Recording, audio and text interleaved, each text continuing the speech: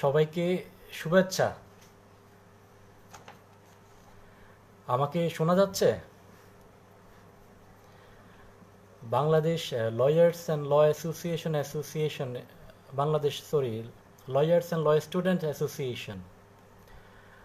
আজকের এই আমি যেটা শিরোনাম দিয়েছি আসলে আইন আড্ডা। তো সবাইকে শুভেচ্ছা জানাচ্ছি এবং প্রথমেই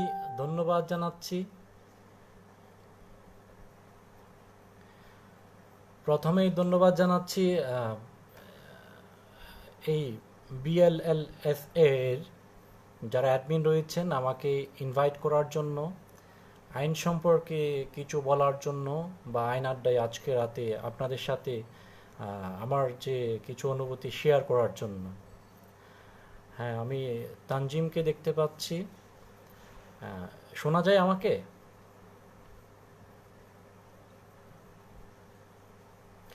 হ্যাঁ তানজিম, ওয়ালাইকুম আসসালাম। ওকে। এবং আমি আশা করি, যেহেতু এই অ্যাসোসিয়েশনের নাম Bangladesh lawyers and law student association, so I think এখানে লয়ার্স এবং ল স্টুডেন্ট সবাই আছে। স্পেশালি এই গ্রুপটাকে আমি ফলো করতে চেষ্টা করি, মাঝে মাঝে দেখি। তো আমার যেটা মনে হয়েছে এখানে অনেক বেশি ইয়াং ব্লাড, অনেক বেশি। তার মানে এখানে অনেক ল স্টুডেন্টস এবং যারা গ্র্যাজুয়েশন এখনও কমপ্লিট করেনি অথবা কমপ্লিট করে অনেকেই শিক্ষানবিশ হিসেবে কাজ করছে, এরকম অনেকেই আছে। মোরওভার মিস্টার রাশেল সিদ্দিকি, যিনি এটার মেইন অ্যাডমিন হিসেবে কাজ করে, ওনাকেও আমি দেখি এবং আমার খুব ভালো লাগে যে উনি অনেক অ্যাক্টিভলি চেষ্টা করে যে এই গ্রুপটাকে অ্যাক্টিভেট রাখার জন্য।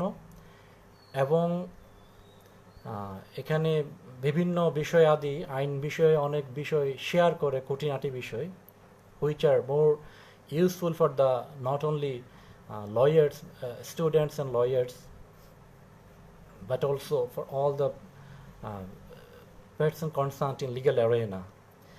Okay.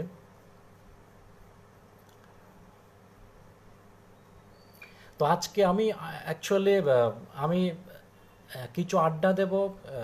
যারা এখানে আমাকে শুনতে পাচ্ছেন, আপনাদের অনুভূতিও শুনতে চাইব।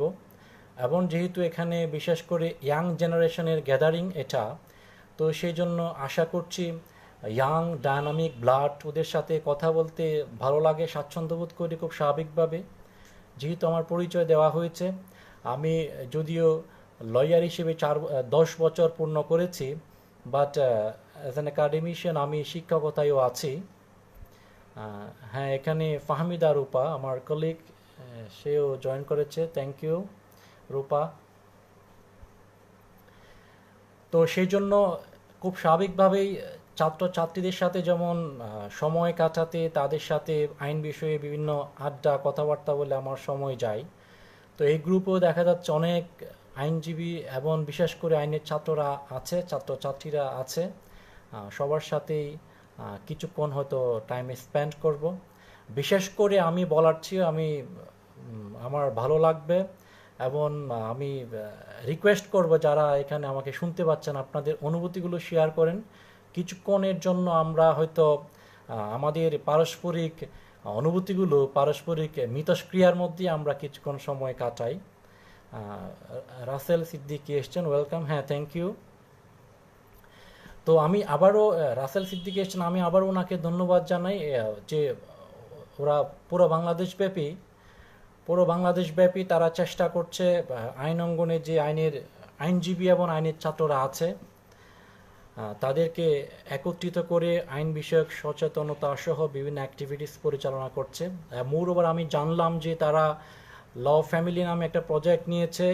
এই করোনা ভাইরাসের যে বৈশ্বিক যে ক্রান্তিকাল, এই মহামারীর সময়ে আইন অঙ্গনের যারা, সেটা আইনের ছাত্র হোক বা আইনজীবী হোক, যারা হয়তো ক্রাইসিস এর মধ্যে আছে, তাদেরকে তাদের পাশে দাঁড়ানোর জন্য উদ্যোগ নিয়েছে। সেজন্য আমি সংশ্লিষ্ট যারা আছেন এবং এই অ্যাসোসিয়েশনের যারা পরিচালনায় আছে সবাইকে এবং সম্পৃক্ত সবাইকে ধন্যবাদ জানাই, এবং আমি আহ্বান করব সবাইকে তাদের এই মহৎ উদ্যোগে যেন সবাই পাশে আসেন, এবং আমিও চেষ্টা করব আমার মতো কিছু কন্ট্রিবিউট করার জন্য। তো আইন অঙ্গনে বা আইন নিয়ে যখন আমরা কথা বলি তখনই আসলে আমাদের কাছে একটা বিষয় খুব পরিষ্কার হয়ে যায়, বা যেটা এখন করোনার মধ্যে আমরা খুব পরিষ্কারভাবে বুঝতে পারছি, সেটা হচ্ছে আইন ছাড়া আসলে সমাজ এগিয়ে যাওয়া, সমাজের চলমানতা খুব টাফ হয়ে যায়। তো করোনার মধ্যে দীর্ঘদিন আদালত বন্ধ আছে, আপনারা সবাই জানেন। আজকে সকালেই কিন্তু একটা নতুন আইন হয়েছে, তথ্য প্রযুক্তি ব্যবহার সম্পর্কিত আইন 2020। আজকের মন্ত্রিপরিষদ এর মিটিংয়ে অ্যাপ্রুভাল দিয়েছে এই অর্ডিন্যান্সটা পাশ করার জন্য।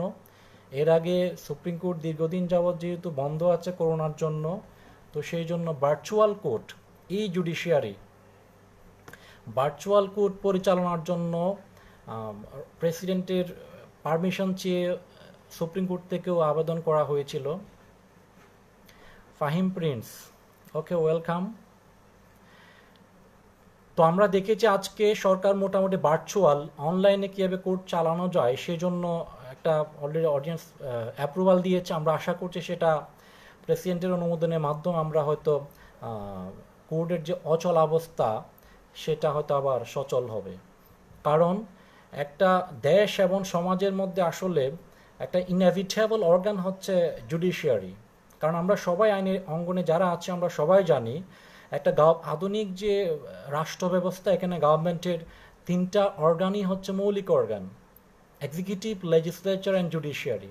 সো জুডিশিয়ারি আইনের শাসন, মানুষের অধিকার বা মানবাধিকার যেটাই বলি না কেন সেটা সুনিশ্চিত রাখার জন্য প্রতিটা ক্ষেত্রে যে অবস্থায় থাকুক না কেন মানুষের অধিকার এবং মানুষের মানবিক মর্যাদাকে সুরক্ষিত রাখার জন্য কিন্তু আইন এবং আদালতের কোনো বিকল্প নেই।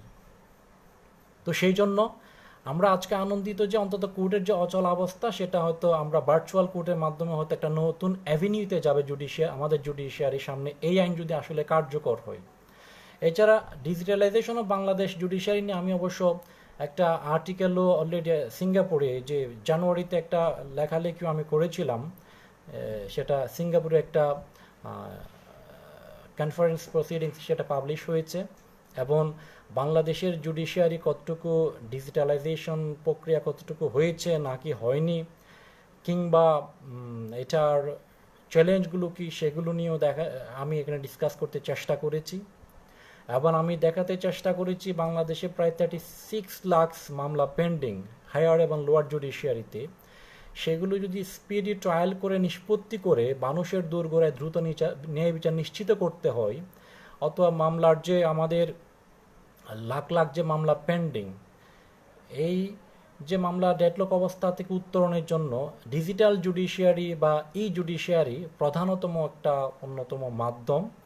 এবং বাংলাদেশ যেহেতু একটা ডিজিটাল বাংলাদেশের দিকে এগিয়ে যাচ্ছে, তো জুডিশিয়ারিকে ডিজিটালাইজেশনের মাধ্যমে কিন্তু আমাদের যে সাধারণ মানুষের যে ন্যায় বিচার নিশ্চিত করা, যে অ্যাক্সেস টু জাস্টিসের জন্য আমরা জুডিশিয়ারি সবাই কাজ করি, অথবা সংবিধানও বারবার বলা হয়েছে মানুষের ন্যায় বিচার প্রাপ্তির জন্যই কিন্তু জুডিশিয়ারি। তো এটা প্রাপ্তির ক্ষেত্রে কিন্তু ডিজিটাল জুডিশিয়ারি বা এই জুডিশিয়ারি অন্যতম একটা প্রধান একটা মাধ্যম হতে পারে।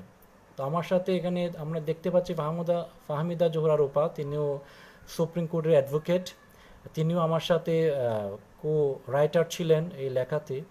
তো ওখানে মোটামুটি যে আমাদের যে অবকাঠামোগত উন্নয়ন বা আইনগত যে একটা সংশোধনের মাধ্যমে এই জুডিশিয়ারি আমরা বাংলাদেশে চালু করতে পারি সেটা দেখিয়েছি। তো আজকে এই ভার্চুয়াল কোর্ট পরিচালনা সংক্রান্ত যে মন্ত্রিপরিষদের এই জন্য অর্ডিন্যান্স বা আইন অ্যাপ্রুভাল দেখে আনন্দিত হয়েছি যে আসলেই যদি এই জুডিশিয়ারির দিকে বাংলাদেশ যেতে পারে তাহলে সেটা বাংলাদেশের সাধারণ মানুষের ন্যায় বিচার প্রাপ্তির জন্য যেমন একটা বড় একটা আনন্দের বিষয়, আইনের শাসন প্রতিষ্ঠার ক্ষেত্রে অন্যতম একটা চমৎকার ভূমিকা রাখবে। এবং যাদেরকে নিয়ে যারা আজকে এখানে আপনারা আছেন, আইনের স্টুডেন্টস এবং আইনের যারা শিক্ষানবিশ বা নতুন আইনজীবী, আমাদের জন্য কিন্তু একটা বড় প্লাস পয়েন্ট হচ্ছে ইয়াং জেনারেশন অনেক বেশি এই যে ডিজিটালাইজেশনের সাথে বা ই সাথে কিন্তু খুব দ্রুততম সময়ে ইয়াং জেনারেশন নিজেকে অ্যাডাপ্টেশন করতে পারবে। তো সেই জন্য এই জুডিশিয়ারি কিন্তু ইয়াং যে লয়াররা যারা উড বি লয়ার এখানে আছেন, আপনাদের জন্য এটা একটা সুখবর হতে পারে। ওকে, রিটায়ার মিথিলা মাসুদ স্যার, এখন বিশ্ববিদ্যালয় বন্ধ থাকায় পড়াশোনার যে গ্যাপ তৈরি হচ্ছে তা কাটিয়ে ওঠার জন্য আইনের ছাত্রছাত্রীদের পরামর্শ চাইছি। আচ্ছা, আমি আপনাদের কমেন্টগুলো একটু দেখি। এখানে Fahim, miss you a lot, thank you. Ashanto Hridoy, miss you, thank you. Shah Ahmad বলেছেন, ডিয়ার স্যার, আমরা যখন ইউনিভার্সিটি আইন পড়ি তখন দেখা যায় অনেক ইউনিভার্সিটি অনেক বড় বড় সাবজেক্ট যেমন সিআরপিসি, পেনাল কোড, সিআরপিসি খুব জোরালোভাবে পড়ানো হয় না। সেক্ষেত্রে আমরা যখন শিক্ষানবিশ হিসেবে কোর্টে যাই তখন দেখা যায় আমাদের অনেকের অনেক সমস্যা হয়। এই সমস্যাগুলো কীভাবে খুব দ্রুত কাটিয়ে উঠতে পারে? ওকে, থ্যাংক ইউ। আমরা বার কাউন্সিলের কোর্স বলি কিংবা আমরা প্র্যাকটিসের জন্য খুবই কোর কোর্স না হলেই নয়, অত্যাবশ্যকীয় যে কোর্সগুলো আমরা সাধারণত পড়ে থাকি সেগুলো হচ্ছে আমাদের প্রথমত সাবস্ট্যান্টিভ লয়ের মধ্যে রয়েছে পেনাল কোড, ওকে, এবং আমাদের দিকে প্রসিডিউরাল লয়ের মধ্যে the code of criminal procedure, the code of civil procedure, the হচ্ছে আমাদের কোর কোর্স আমাদের আইন পেশার জন্য। সেগুলো আসলে আমি অ্যাজ এ টিচার যখন আমি পড়াই তখন আমি বলতে চেষ্টা করি অ্যাটলিস্ট স্টুডেন্টদেরকে যে এই কোর কোর্সগুলো নিজ দায়িত্ব হলো ভালো করে আমাদের আয়ত্ত করতে হবে, যে বেসিক যে ইস্যুসগুলো আছে সেগুলো, এবং মোরওভার সেগুলো প্র্যাকটিসের সাথে রিলেটেড, সেগুলো অ্যাডভোকেসি পরীক্ষা সহ বার কাউন্সিল পরীক্ষা সহ বিভিন্ন যে আমাকে কম্পিটিটিভ এক্সামগুলোতে আমাদেরকে অ্যাপিয়ার করতে হয় সবগুলোর মধ্যে কিন্তু আমাদেরকে এই কোর্সগুলো সম্পর্কে জ্ঞান না থাকলে এগুলো ইফেক্টিভলি আমরা ফেস করতে পারবো না। তো সেই জন্য পড়ার সময় আমাদের এগুলো অবশ্যই ইম্পর্টেন্টলি পড়া উচিত এবং শিক্ষকদেরকেও সেগুলো একটু গুরুত্ব দেওয়া উচিত। আর মোরওভার আমি যদি অ্যাজ এ টিচার আমাকে বলা হয় যে আপনার কি ভাবনা, তাহলে আমি অবশ্যই বলবো এই কোর্সগুলো কিন্তু আমরা চেষ্টা করি, আমি যেখানে বা আমরা যেখানে পড়েছি, আমি চিটা ইউনিভার্সিটি থেকে এলএলবি অনার্স এবং এলএলএম করে মাস্টার অফ ফিলোসফি এমফিল করেছি, এখন আমার পিএইচডি গবেষণা চলমান রয়েছে। তো ওখানেও আমরা দেখেছি আমাদের যে আইন অঙ্গনের অন্যতম একাডেমিশিয়ান, বাংলাদেশের আইন অঙ্গনের লেজেন্ডারি প্রফেসর বলা যেতে পারে ডক্টর শাহ আলম আমাদের স্যার, যিনি আইন কমিশনের অ্যাক্টিং চেয়ারম্যানের দায়িত্ব পালন করেছেন। উনি পাইওনিয়ারে বাংলাদেশে ক্লিনিক্যাল লিগ্যাল এডুকেশন সিস্টেম চালু করার ক্ষেত্রে। সেটা হচ্ছে আসলে মূলত আইনটাকে খুব প্র্যাগমেটিক ওয়েতে, প্র্যাকটিক্যাল ওয়েতে পড়ানোর চেষ্টা করা।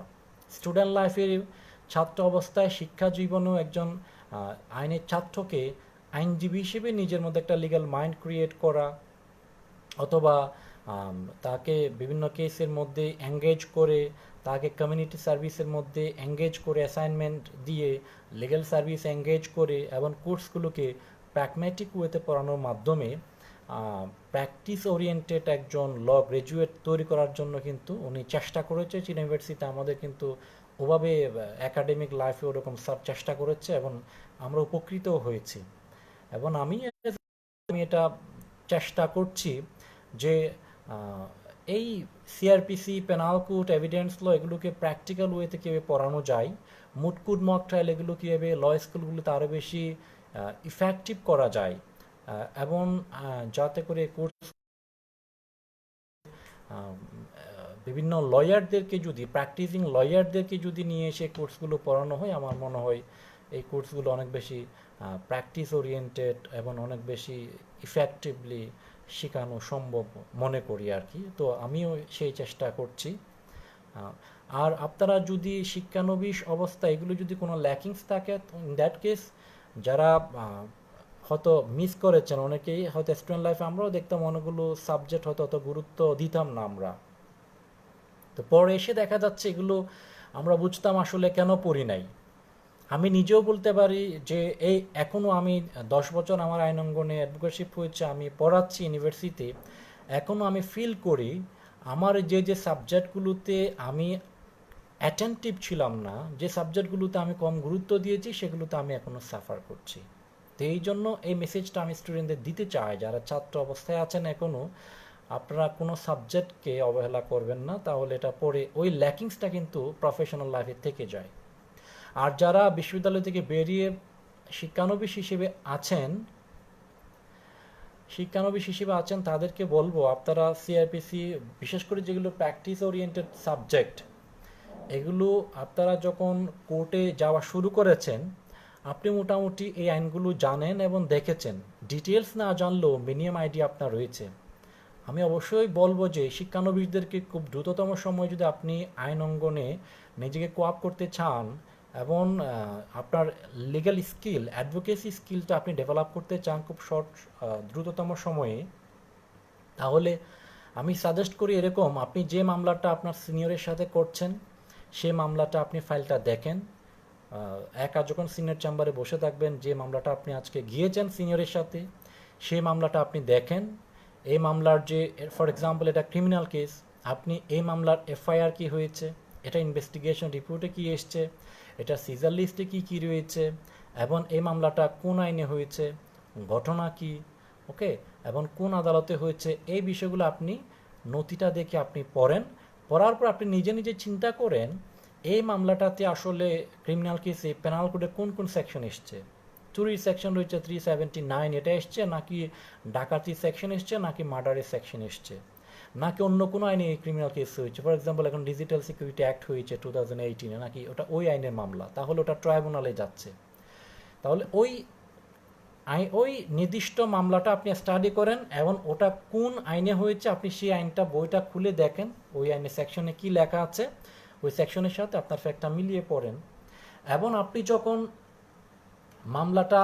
যখন আপনি এফআইআরটা পড়ছেন অথবা এটা জামিনের আবেদন করছেন, সেটা কোন কোর্টে যাবে এবং সেটা বেইলেবল নাকি নন বেইলেবল, সেটার জন্য আপনি প্রসিডিউরাল ল পড়তে হবে। সিআরপিসির আপনার পিছনে তফসিল 5 বলে দেওয়া আছে বেইলেবল নন বেইলেবল, এগুলো বলে দেওয়া আছে, তাহলে আপনি বেইলেবল নাকি নন বেইলেবল সেটা বলতে পারছেন।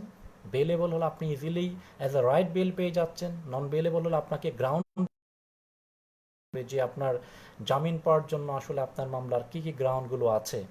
ফর এক্সাম্পল এখন দেখা যায় করোনা ভাইরাস চলছে, এই গ্রাউন্ডে কিন্তু অনেক মানুষকে বেল দিচ্ছে বিশেষ বিবেচনায়, তাহলে আপনার কোন গ্রাউন্ডে আপনি বেল চাচ্ছেন সেটা আপনাকে ফাইন্ড আউট করতে হবে প্রসিডিউরাল ল পড়ে, এবং কোন কোর্টে যাবে, ডিজিটাল সিকিউরিটি অ্যাক্টে মামলা হলে কোথায় যাবে, অথবা অন্য কোনো মার্ডার কেস হলে কোন কোর্টে যাবে,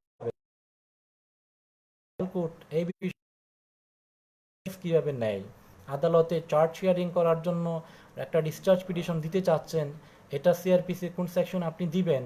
if you want to know this matters you have to go through the procedural law as well as substantive law for a complete idea or complete skill about specific record of the case. তো আপনি একটা case পরে যদি আপনি দেখা যায় ওই কয়েকটা সেকশন এবং প্রসিডিউরাল লটা পড়েন, এভাবে যদি আপনি 10টা-20টা মামলা স্টাডি করেন, আমার মনে হয় আপনার প্র্যাকটিসের ক্ষেত্রে একটা বৃহৎ অংশ আপনার আয়ত্তে চলে আসবে। কারণ আপনারা প্র্যাকটিস যারা করে আসলে তারা অনেক দেখে, এই ক্রিমিনাল প্র্যাকটিসে যেমন 10-20টা মামলা করলে দেখা যায় এখানে ম্যাক্সিমাম একই সেকশনগুলোই দেখা যায়, যে চুরি ডাকাতি ছিনতাই বা মারধর, হার্ট গ্রিভিয়াস হার্ট, এই যে কমন কিছু সেকশন অ্যাভেলেবেল থাকে প্রায় মামলাগুলোতে। এছাড়া কিছু স্পেশাল কেস তো আছে, ডিজিটাল সিকিউরিটি অ্যাক্ট, নারী শিশু নির্যাতন ট্রাইব্যুনাল বা আদার্স যে বিষয়গুলো। সিভিল কেসের ক্ষেত্রে হয়তো সিমিলার ইস্যু, আপনার দেখা যায় অসংখ্য মামলায় হচ্ছে SR Act 42 সেকশনে কিন্তু অসংখ্য মামলা দুনিয়ার, বাংলাদেশে তো আপনার একটা বড় অংশের মামলা হচ্ছে আপনার 42 ডিক্লারেশন স্যুট কি জন্য, খতিয়ান সংশোধনের জন্য, রেকর্ড সংশোধনের জন্য, অথবা আপনার একটা বিপুল অংশের যারা কর্পোরেট লয়ার আছে তারা মামলা করে এই যে চেক ডিসঅনার কেস, তো এটা একটা section 138 of the negotiable instrument act, একটা সেকশনে আপনার প্রচুর মামলা এখানে হচ্ছে। তো এই জন্য আমি বলবো যারা আচ্ছা প্রশ্ন করেছেন কি, যারা যে সিআরপি সিপিসি বা যারা শিক্ষানবিশ হিসেবে আছেন, আপনারা চাইলে ওভাবে হয়তো একটু আপনারা যদি পড়াশোনা শিক্ষানবিশ হওয়ার পরে কোর্টে যাওয়ার পরে যদি মনে করেন যে আমার বই তো ক্লোজ, এখন আর প্রয়োজন নেই বই খাতার, এখন আমি শুধুমাত্র ইয়া করলেই হবে, এই যে কোর্টে গিয়ে সিনিয়রের সাথে থাকলেই হবে, আমার পড়াশোনার প্রয়োজন নেই, এটা আমি বলবো এটা ভুল ধারণা। আপনারা যদি কোর্টে যাওয়াকালীন সময়ে আপনি সরাসরি প্রসিডিউরাল লগুলোতে কোর্টের বিভিন্ন কোর্টে বা সেরেস্তায় গিয়ে প্র্যাকটিক্যাল যে ইস্যুসগুলো জানছেন, অ্যাট দ্য সেম টাইম আপনি যদি এই ইস্যুগুলোর সাথে আপনার আইনের সাথে আপনি যে আইনটা যে থিওরি আপনার বাসায় শেলফে আছে সে বইয়ের সাথে মিলিয়ে দেখেন, তখন আপনার আইনের আন্ডারস্ট্যান্ডিং পাওয়ারটা, আপনার অ্যানালিটিক্যাল পাওয়ারটা, আপনার অ্যাডভোকেসি স্কিলটা কিন্তু দ্রুততম সময়ে আপনার ম্যাচুরিটিতে চলে যাবে। এরপরও আসলে আমাদের কমপ্লিট লার্নিং বলতে কোনো কথা নেই। আমাদের আইন অঙ্গনে আমরা বলে থাকি, বিভিন্ন পেশায় বলে থাকি যে আমি এখানে জব করছি, এটা করছি, আর আমরা বলে থাকি যে আমি আইন প্র্যাকটিস, ল প্র্যাকটিসে আছি, আইন চর্চায় আছি। সেটা ডক্টর কামাল হোসেন বা ব্যারিস্টার রফিকুল হক বলেন, কিংবা একজন আজকে আইনজীবী হয়েছে সে বলেন, সবাই কিন্তু ল প্র্যাকটিসে করে। অর্থাৎ আমরা সবসময় কিন্তু এই নতুন নতুন সব আইনগুলোকে নতুন নতুন কেস আসে, এগুলোতে প্র্যাকটিসের মধ্যে, চর্চার মধ্যেই আসি আমরা, একটা লার্নিং প্রসেসের মধ্যেই আছি। কারণ এই যে প্র্যাকটিসটা হচ্ছে একটা নেভার এন্ডিং লার্নিং প্রসেস। ওকে, আমাদের পড়াশোনার মধ্যেই যেতে হয়। তো সেই জন্য থিওরি এবং প্র্যাকটিস দুটোই একসাথে হচ্ছে ব্রিজ, এগুলোর সাথে ডিসকানেক্টেড হওয়া যাবে না। আপনারা যারা শিক্ষানবিশ আছেন তাদের প্রতি পরামর্শ থাকবে যে আপনি করে যাচ্ছেন, বাট আপনি বই থেকে সরে যাবেন না। You cannot disconnect between theory and practice. Okay, আপনি কোর্টে যখন যাচ্ছেন, বিভিন্ন সেরেস্তায় যাচ্ছেন, কোর্টে পিটিশন দিচ্ছেন, তখন আপনি প্র্যাকটিসগুলো শিখছেন কিসের? প্রসিডিউরালের প্র্যাকটিসগুলো শিখছেন। আপনি থিওরিগুলো শিখেছেন, এটা অ্যাপ্লাই কীভাবে হচ্ছে সেটা আপনি দেখছেন। তো এই অ্যাপ্লিকেশনটা দেখতে দেখতেই কিন্তু আপনি আপনার স্কিলটা বৃদ্ধি পাচ্ছে, আপনার থিওরি এবং প্র্যাকটিসের সময় স্কিলটা বৃদ্ধি পাচ্ছে। মার্জিয়া, ওকে, ওয়েলকাম। রাজীব হাসানকে দেখতে পাচ্ছি, লামিয়াকে দেখতে পাচ্ছি। আরেকজন বলেছে কি, স্যার এখন বিশ্ববিদ্যালয় বন্ধ থাকায় পড়াশোনায় যে গ্যাপ তৈরি হচ্ছে তা কাটিয়ে ওঠার জন্য আইন ছাত্রছাত্রীদের জন্য আপনার পরামর্শ চাইছি। আমি যতটুকু জানি সরকারের শিক্ষা মন্ত্রণালয়ের পরামর্শ নির্দেশনায় ইউনিভার্সিটি গ্র্যান্ট কমিশন ইউজিসির গাইডলাইনের আলোকে বিভিন্ন প্রাইভেট ইউনিভার্সিটি অনলাইন ক্লাস নিচ্ছে। আমাদের বুঝতে হবে ক্রাইসিস মুহূর্তে আমাদের যতটুকু অপরচুনিটি আছে সেটা আমাদেরকে অ্যাভেল করতে হবে। তো আমরা যেহেতু এখন ক্লাসরুমে আমরা নেই, আমরা ক্লাসরুমকে সবাই ফিল করি, আমরা মিস করি, আমরা জানি ক্লাসরুমে ইফেক্টিভ প্ল্যাটফর্ম ফর এডুকেশন, কিন্তু এরপরেও কিন্তু আমরা একেবারেই বসে থাকলে হবে না। অনলাইন যে ক্লাসগুলো হচ্ছে এগুলোতে আমরা অ্যাটেন্ড করতে পারি। আমার মনে হয় এটা তো একটা এনজয়েবল ব্যাপার যে আমরা সবসময় সামনাসামনি ক্লাস করি, এখন অনলাইনে এই যে আমরা এখন কথা বলছি এখন, এটা তো আসলে হয়তো একটা করোনাকালে অনেকে সবাই ফ্রিও আছে, এই জন্য অনেকে হয়তো ফেসবুকেও আছে বা কথা বলছি সবাই, কিন্তু এটা যদি ক্রাইসিস মুহূর্ত না থাকতো হয়তো আমরা এই লাইভ প্রোগ্রামগুলোতে আসতাম না বা অনেকেই আসতো না। তো এই জন্য যারা বিশ্ববিদ্যালয়ে আমার মনে হয় অনলাইনে যে ক্লাসগুলো হচ্ছে আপনারা এগুলোতে অ্যাটেন্ড করে ওখানে আপনারা শেয়ার করতে পারেন। এবং অনলাইন আরেকটা সুবিধা হচ্ছে আপনি বাসায় রিল্যাক্স মোডে বসে ক্লাসগুলো নিতে পারছেন, অ্যাটেন্ড করতে পারছেন। ক্লাসরুমে তো আবার টিচাররা বিভিন্ন একটু ঝাড়ি মারার বিষয় আছে, পড়া ধরার বিষয় আছে, অনলাইনে ক্লাসগুলো বাসায় বসে বসে একদম শোনা যাচ্ছে, অ্যাটেন্ড করা যাচ্ছে। তো আপনি আপাতত অনলাইনে যে ক্লাসগুলো আছে সেগুলোতে অ্যাটেন্ড করুন। এছাড়াও আমরা আশা করি অনলাইনে ক্লাস নেওয়ার পরও বিশ্ববিদ্যালয় যখন ওপেন হবে, খুলবে, যে বিষয়গুলো অনলাইনে আলোচনা হয়েছে আমার মনে হয় প্রত্যেক শিক্ষকের উচিত এবং আমাদের উচিত হবে সেগুলো আবার রিভিউ করে সেগুলো কাভার করার জন্য চেষ্টা চালানো আর কি। এরপরে কোনো ল্যাকিংস থাকলে, যেহেতু এটা একটা আমাদের মহামারীর মধ্যে আমরা যাচ্ছি, আমাদের যে গ্যাপগুলো ল্যাকিংসগুলো আমাদের পুষিয়ে নিতে হবে after the situation becomes natural বা জেনারেল। সিচুয়েশন যখন নর্মাল হবে তখন আমরা হয়তো গ্যাপগুলো পুষিয়ে নিতে হবে। আকিব মাহমুদ বলছেন, sir tell us about law students role in legal education sector. আইনের ছাত্রদের যে আইনের ছাত্রদের আইন শিক্ষার ক্ষেত্রে আইনের ছাত্রদের ভূমিকা।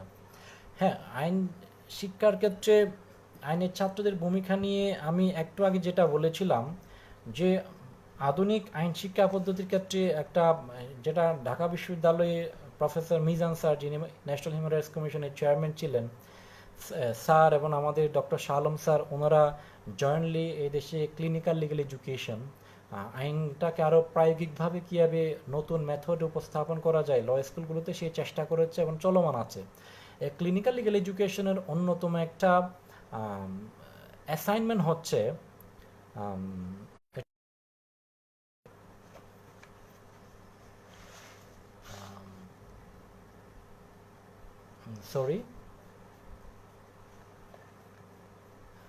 Public legal education.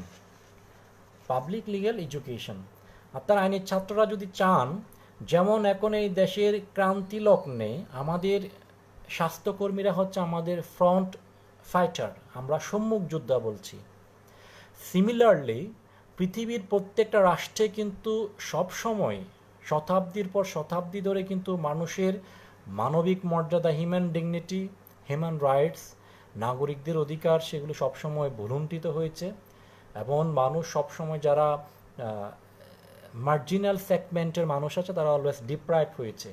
তো আমাদের সংবিধান আছে এবং সারা পৃথিবীতে মানবাধিকার আছে, মানবাধিকারের অনেকগুলো আপনার প্রতিষ্ঠিত প্রিন্সিপাল আছে।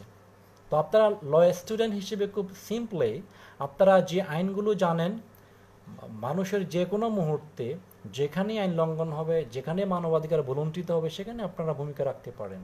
সেই জন্যই তো লয়ারদেরকে সোশ্যাল ইঞ্জিনিয়ার বলা হয়। আপনারা এই যে বললাম আমি পাবলিক লিগ্যাল এডুকেশন, আমি তো মনে করি আইনের ছাত্ররা যখন সুযোগ পায়, এলাকায় যায় অথবা যে ভ্যাকেশন পাচ্ছে, এখন সাধারণ নাগরিকদের মধ্যে স্কুলে গিয়ে, বিভিন্ন প্রাইমারি স্কুল, হাই স্কুলে গিয়ে বা নিজের কমিউনিটিতে, নিজের গ্রামের মধ্যে আপনারা আইনি সচেতনতা সৃষ্টি করতে পারেন, লিগ্যাল অ্যাওয়ারনেস বিল্ড আপ করতে পারেন।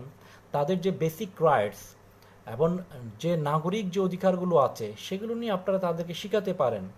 নাগরিক অধিকারগুলো আমাদের সংবিধানে বলে দেওয়া আছে। আপনারা আইন স্টুডেন্টরা সংবিধান প্রথম সবাই পড়েছেন। আমাদের আর্টিকেল 26 থেকে 44 পর্যন্ত প্রত্যেকটা নাগরিকের যে ফান্ডামেন্টাল রাইটসগুলো আছে এগুলো আপনারা জানেন। এবং যারা মানবাধিকার পড়েছেন সবারই পড়া উচিত। আমাদের যে EDHR 33 যে হিউম্যান রাইটসগুলো রয়েছে এগুলি সম্বন্ধে প্রাইমারি আইডিয়া নিয়ে আপনারা এই যে নলেজগুলো আপনারা কমিউনিটিতে ডিসেমিনেট করতে পারেন। ডেভেলপিং স্টেটগুলো, বাংলাদেশের মতো গরিব দেশগুলো, ডেভেলপিং স্টেটগুলোর মেইন চ্যালেঞ্জ এর মধ্যে অন্যতম হচ্ছে আপনার রুল অফ ল, আইনের শাসন, মানবাধিকারের ঘাটতি। তো সেই জন্য আইনের ছাত্র খুব ইম্পর্ট্যান্ট ভূমিকা রাখতে পারে এক্ষেত্রে, যে তারা তাদের কমিউনিটিকে তাদের মানুষের মৌলিক অধিকার সম্পর্কে সচেতন করা। পাবলিক লিগ্যাল এডুকেশন বলা হচ্ছে সেটা। যখনই সময় পাবেন আপনার ফ্যামিলিতে, আপনার পরিবারে, আপনারা বিভিন্ন এলাকায় গিয়ে আইনের ছাত্র মিলে আপনারা পাবলিক অ্যাওয়ারনেস হিসেবে সেমিনার আয়োজন করেন। আমাদের যে বিভিন্ন ইস্যুসগুলো চলে আসে বিভিন্ন সময়, সামাজিক অবক্ষয়ের ইস্যুসগুলো বিভিন্ন সময় অনেকে আন্দোলন করতে দেখেছি, আমি তো ক্লাসরুমেও বলি। আপনার এই প্রিজিং নিয়ে বিভিন্ন ইস্যুসগুলো আছে, এরপরে গিয়েছে এখন চলছে কোভিড-19 বিরুদ্ধে আমরা যুদ্ধ করছি। আপনারা জানেন কি না, আমাদের কিন্তু কোভিড-19 এই যে সংক্রামক রোগ নিয়ন্ত্রণের জন্য কিন্তু 2018 একটা আইন আছে। সেই আইন অনুযায়ী কিন্তু স্বাস্থ্য অধিদপ্তর আমাদের কিন্তু ওই যে বিভিন্ন নির্দেশনাও ইতিমধ্যে জারি করেছে। আপনারা জানেন হয়তো যে সারা দেশের মধ্যে যে 64 জেলাতে একেবারে কিছুদিন, আমরা তো এখন লকডাউন খুলে ইজি অবস্থায় আসছি, আমাদের যে লকডাউন মেনটেন করার জন্য বিভিন্ন বিধিমালা আরোপ করেছে। তাহলে এই আইনগুলো আমাদের জানতে হবে, আপডেট আইনগুলো জেনে এগুলো ফেসবুকের মাধ্যমে হোক, সরাসরি যে কোনো কমিউনিটিতে হোক, আপনার ফ্রেন্ড সার্কেল হোক, এগুলো নিয়ে অ্যাওয়ারনেস বিল্ড আপ করা। এই কাজগুলো আপনি স্টুডেন্ট লাইফে করতে পারেন। এই কাজগুলো যারা করে তারাই কিন্তু আলটিমেটলি সমাজের সাথে কমিটেড হয়ে যায়। তারাই সত্যিকার অর্থে আসলে আইনজীবীদের যে ভূমিকা সেটা স্টুডেন্ট লাইফ থেকে যারা এভাবে পালন করে তারাই কিন্তু প্রফেশনাল লাইফে গিয়ে সাকসেসফুল, এবং তারাই কিন্তু একজন সফল আইনজীবী হিসেবে খুব দ্রুত সময় নিজে গড়ে তুলতে পারে। কারণ আপনি যখন মানুষ আস্থা রাখবে আপনার উপর, আইনজীবীর বা আইনের ধারক হিসেবে, তখন আপনার কাছে মানুষ আস্থাশীল যদি হয়, মানুষ আপনার কাছে আসবে কাউন্সিলিংয়ের জন্য। কারণ এখন আমাদের তো একটা আমাদের একটা অ্যাডভার্স কনসেপ্ট রয়েছে যে আইনজীবী চেম্বারে যাব, কোর্টে যাব, না বাবা। এই কনসেপ্টটা আসলে লয়াররা তো সমাজ বিনির্মাণের জন্য কাজ করবে, এই কনসেপ্টটা আমাদের ফিরিয়ে আনতে হবে। আমি একটু আগে বলছিলাম যে আমাদেরকে যখন আমাদের স্যাররা বিশ্ববিদ্যালয়ে পড়িয়েছিল, আমাদের এই মোটিভেশন দিয়েছিল যে you are the social engineer, you are going to be social engineer, তোমরা সমাজ বিনির্মাণ প্রকৌশলী হতে যাচ্ছ।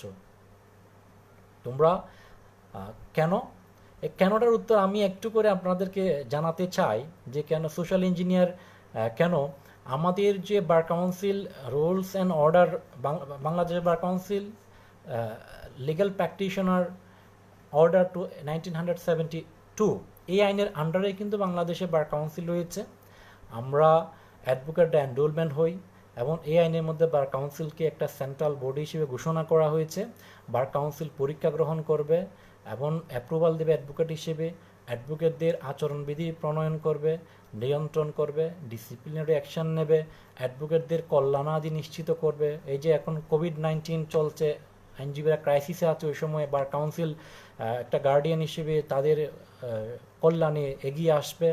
ওকে, তো এই যে বিষয়গুলো বলে দেওয়া আছে বার কাউন্সিল, এবং আপনারা যারা অলরেডি শিক্ষানবিশ আছেন বা স্টুডেন্ট আছেন, আপনারা সবাই কিন্তু দেখা যাচ্ছে বার কাউন্সিলে পরীক্ষা দিয়ে আপনাদেরকে অ্যাডভোকেট হতে হবে। এবং যারা অ্যাডভোকেট হয়েছেন তারাও জানেন হয়তো ওই বার কাউন্সিল রুলের মধ্যে একটা অ্যাফিডেভিট আছে, অ্যাডভোকেটদের জন্য একটা অ্যাফিডেভিট আছে। অ্যাফিডেভিটটা আমি পুরোটা পড়ছি না, অ্যাফিডেভিটের শেষের অংশটা আমি একটু পড়ি। সেটা হচ্ছে, I will always be vigilant in the protection of human rights and thus work towards building a society in which the rule of law, fundamental human rights and freedom, equality and justice, political, economic and social will be secured for all citizens. এটা অ্যাডভোকেটদের শপথ এর শেষের অংশ। এখানে বলে দেওয়া আছে যে একজন অ্যাডভোকেট শপথ বাক্য পাঠ করছে, যখন সে সনদ নিচ্ছে, তখন যে আমি খুবই সক্রিয় থাকব মানবাধিকার সুরক্ষার জন্য এবং একটা সমাজ বিনির্মাণের জন্য, যে সমাজটার মধ্যে আইনের শাসন থাকবে, মৌলিক মানবাধিকার থাকবে এবং সমতা থাকবে, ন্যায় বিচার নিশ্চিত হবে, রাজনৈতিক, অর্থনৈতিক এবং সামাজিক সুবিচার নিশ্চিত হবে সকল নাগরিকের জন্য, ফর অল সিটিজেন্স। তো এই জন্য আসলে সোশ্যাল ইঞ্জিনিয়ার বলা হয় এই জন্য যে এই যে সমাজের অবক্ষয়, সমাজ ধসে যাওয়া, সমাজ পড়ে যাওয়া, সমাজ ধ্বংস হওয়া, মানুষ যখন দেখা যায় অসামাজিক হয়ে যায়, অসভ্য সমাজকে সভ্য সমাজে নিয়ে আসার জন্য, সমাজে সভ্যতা লালন করার জন্য, চর্চা করার জন্য, সমাজকে একটা কাঠামোর মধ্যে, সুস্থ কাঠামোর মধ্যে আনার জন্য কিন্তু আইনজীবীরাই ভিজিল্যান্ট ভূমিকা পালন করবে। এটা আমাদের শপথ বার কাউন্সিলের অ্যাফিডেভিট অনুযায়ী। That's why they are social engineer. এবং তাদেরকে ওভাবেই ভূমিকা রাখতে হয় মানুষের অধিকার সংরক্ষণের জন্য, মানুষের অধিকার তাকে পাইয়ে দেওয়ার জন্য একজন ভিজিল্যান্ট হিসেবে তা ভূমিকা রাখতে হয় লয়ারদেরকে। ওকে, তো আমি কি একটু, তো ওইভাবেই দেখা যায় লিগ্যাল আমি অ্যান্সার দিচ্ছিলাম ওটা, law student role in legal education sector. তো এই জন্য লয়াররা শুধুমাত্র নিজের ভাগ্য পরিবর্তন করে তা নয়, নিজের সোসাইটি, সমাজ, ন্যাশনালি এবং গ্লোবালিও কিন্তু লয়াররাই পরিবর্তন করতে পারে। আপনি পরিবর্তনের যে সারথি আছে তাদেরকে দেখলে দেখবেন আপনার অনেকেই, ম্যাক্সিমাম ফোকাল পার্সনগুলো হচ্ছে ল ব্যাকগ্রাউন্ডের। গান্ধীজি বলেন, আমাদের বঙ্গবন্ধু বলেন, শেরে বাংলা একে ফজলুল হক বলেন, আমেরিকার বারাক ওবামা বলেন, এবং সবাই কিন্তু ল ব্যাকগ্রাউন্ডের। এবং ল ব্যাকগ্রাউন্ডে যারা পড়ে তারাই আসলে নিজের অধিকার সম্পর্কে জানে, সমাজকে এগিয়ে নিয়ে যাওয়ার জন্য তারা কিন্তু অধিকার প্রতিষ্ঠায় গুরুত্বপূর্ণ ভূমিকা রাখতে পারে। তো সেই জন্য এই Bangladesh law students and Bangladesh lawyers and law student association, BLLSA-তে যারা আছে, আমি এই সুযোগে আহ্বান জানাবো এই সংগঠন বা সমাজ বিনির্মাণ প্রকৌশলী হিসেবে গড়ে তোলার জন্য দেশব্যাপী যারা এখানে মেম্বার আছেন তাদেরকে নিয়ে বিভিন্ন ওয়ার্কশপ, বিভিন্ন সেমিনার জেলাভিত্তিক, কোর্ট ভিত্তিক করতে পারে। এর মাধ্যমে কিন্তু একটা সমাজে পরিবর্তনের জন্য ইতিবাচক ভূমিকা রাখতে পারে। এখন আপনারা প্রশ্ন করতে পারেন, স্যার শুধু আমরা সমাজের জন্য কাজ করে যাব নাকি? আমাদের পেটে ভাতের প্রয়োজন নাই? আমাদের নিজেদের তো চলতে হবে। এখন আমরা নিজে চলার জন্য, নিজে খেয়ে পরে বাঁচার জন্য কি করব? রাইট টু লাইফ এটা সবার জন্য সংবিধান স্বীকৃত। আসলে আগে নিজেকে বাঁচতে হবে, নিজেকে ডিফেন্ড করতে হবে, এরপরে সমাজকে ডিফেন্ড করতে হবে। তো এই জন্য অবশ্যই আমি সেটাও বলবো, আপনি যে এই কাজগুলো করবেন, পাবলিক লিগ্যাল এডুকেশন করবেন, আপনি সোশ্যাল ইঞ্জিনিয়ার হিসেবে গড়ে তোলার জন্য আপনি যখন কাজ করে যাবেন বিভিন্ন ক্ষেত্রে সমাজের, তখন সমাজ যখন আপনার উপর আস্থা রাখবে, এরা সত্যিকার অর্থে সমাজ বিনির্মাণের সারথি। এই বিশ্বাস, আস্থা যখন মানুষকে আপনি দিতে পারবেন, মানুষ অবশ্যই তখন আপনার প্রতি আসবে, আপনার কাছে আসবে, মানুষের সমস্যা নিয়ে, প্রবলেম নিয়ে, সমাজের ল্যাকিংসগুলো দূরীভূত করার জন্য অধিকার বঞ্চিত মানুষগুলো আপনার কাছে আসতে উৎসাহিত হবে। তখন তারা শুধু তার মাধ্যমে সেটেলমেন্ট করবে না, কোনো পলিটিক্যাল লিডার নিয়ে তাদের সমস্যা তারা সলভ করবে না, তারা আপনাদের কাছে, সোশ্যাল ইঞ্জিনিয়ারদের কাছেই আসবে। যারাই কোনো সমস্যায় পড়বে তারা কিন্তু আপনার কাছেই আসবে। আমরা কিন্তু দেখেছি সবসময় আপনার পলিটিক্যাল ক্রাইসিসের সময় কিন্তু আদালতই হচ্ছে একমাত্র আশ্রয়স্থল বাঁচার জন্য, এবং রাজনীতি সুস্থ অবস্থায় আসার জন্য, সমাজ সুস্থ অবস্থায় আসার জন্য। যেখানে অসঙ্গতি হয়, কোর্ট কাছারি, আইনজীবীরা কিন্তু গুরুত্বপূর্ণ ভূমিকা পালন করে। তবে আমাদের ইমেজ কিছুটা সংকট অনেকে বলতে পারেন, সেটা ফিরিয়ে আনার জন্যই কিন্তু আপনাকে পাবলিক লিগ্যাল এডুকেশন বা সোশ্যাল ইঞ্জিনিয়ারিং কাজ করতে হবে। এটা করলে আপনি যখন লয়ার হবেন, মানুষ আপনার কাছে আসবে, আপনি মানুষকে হেল্প করতে পারবেন। আর লয়াররা যখন অ্যাসিস্ট্যান্স করে, অবশ্যই পেড অ্যাসিস্ট্যান্স। আমরা তো সবাইকে legal aid, free legal aid দিই না। আমরা তো দেখা যায় মিনিমাম কিছু মানুষকে ফ্রি লিগ্যাল এড দিই, যারা সত্যিকার অর্থেই আসলে নিঃস্ব। তো বাকি তো হয়তো আপনি 10টা মামলা করেছেন, 2টা মামলা আপনি ফ্রি করেছেন, আর 8টা মামলাতে আপনি ফি নিচ্ছেন, ইউ আর পেইড। সো আপনি protection of your rights, protection of the citizen right আপনি করতে পারেন, এর মধ্যে নিজের জীবন জীবিকাও কিন্তু নিশ্চিত করতে পারেন। ওকে, আর আইনজীবী আর আরেকটা বিষয় হচ্ছে,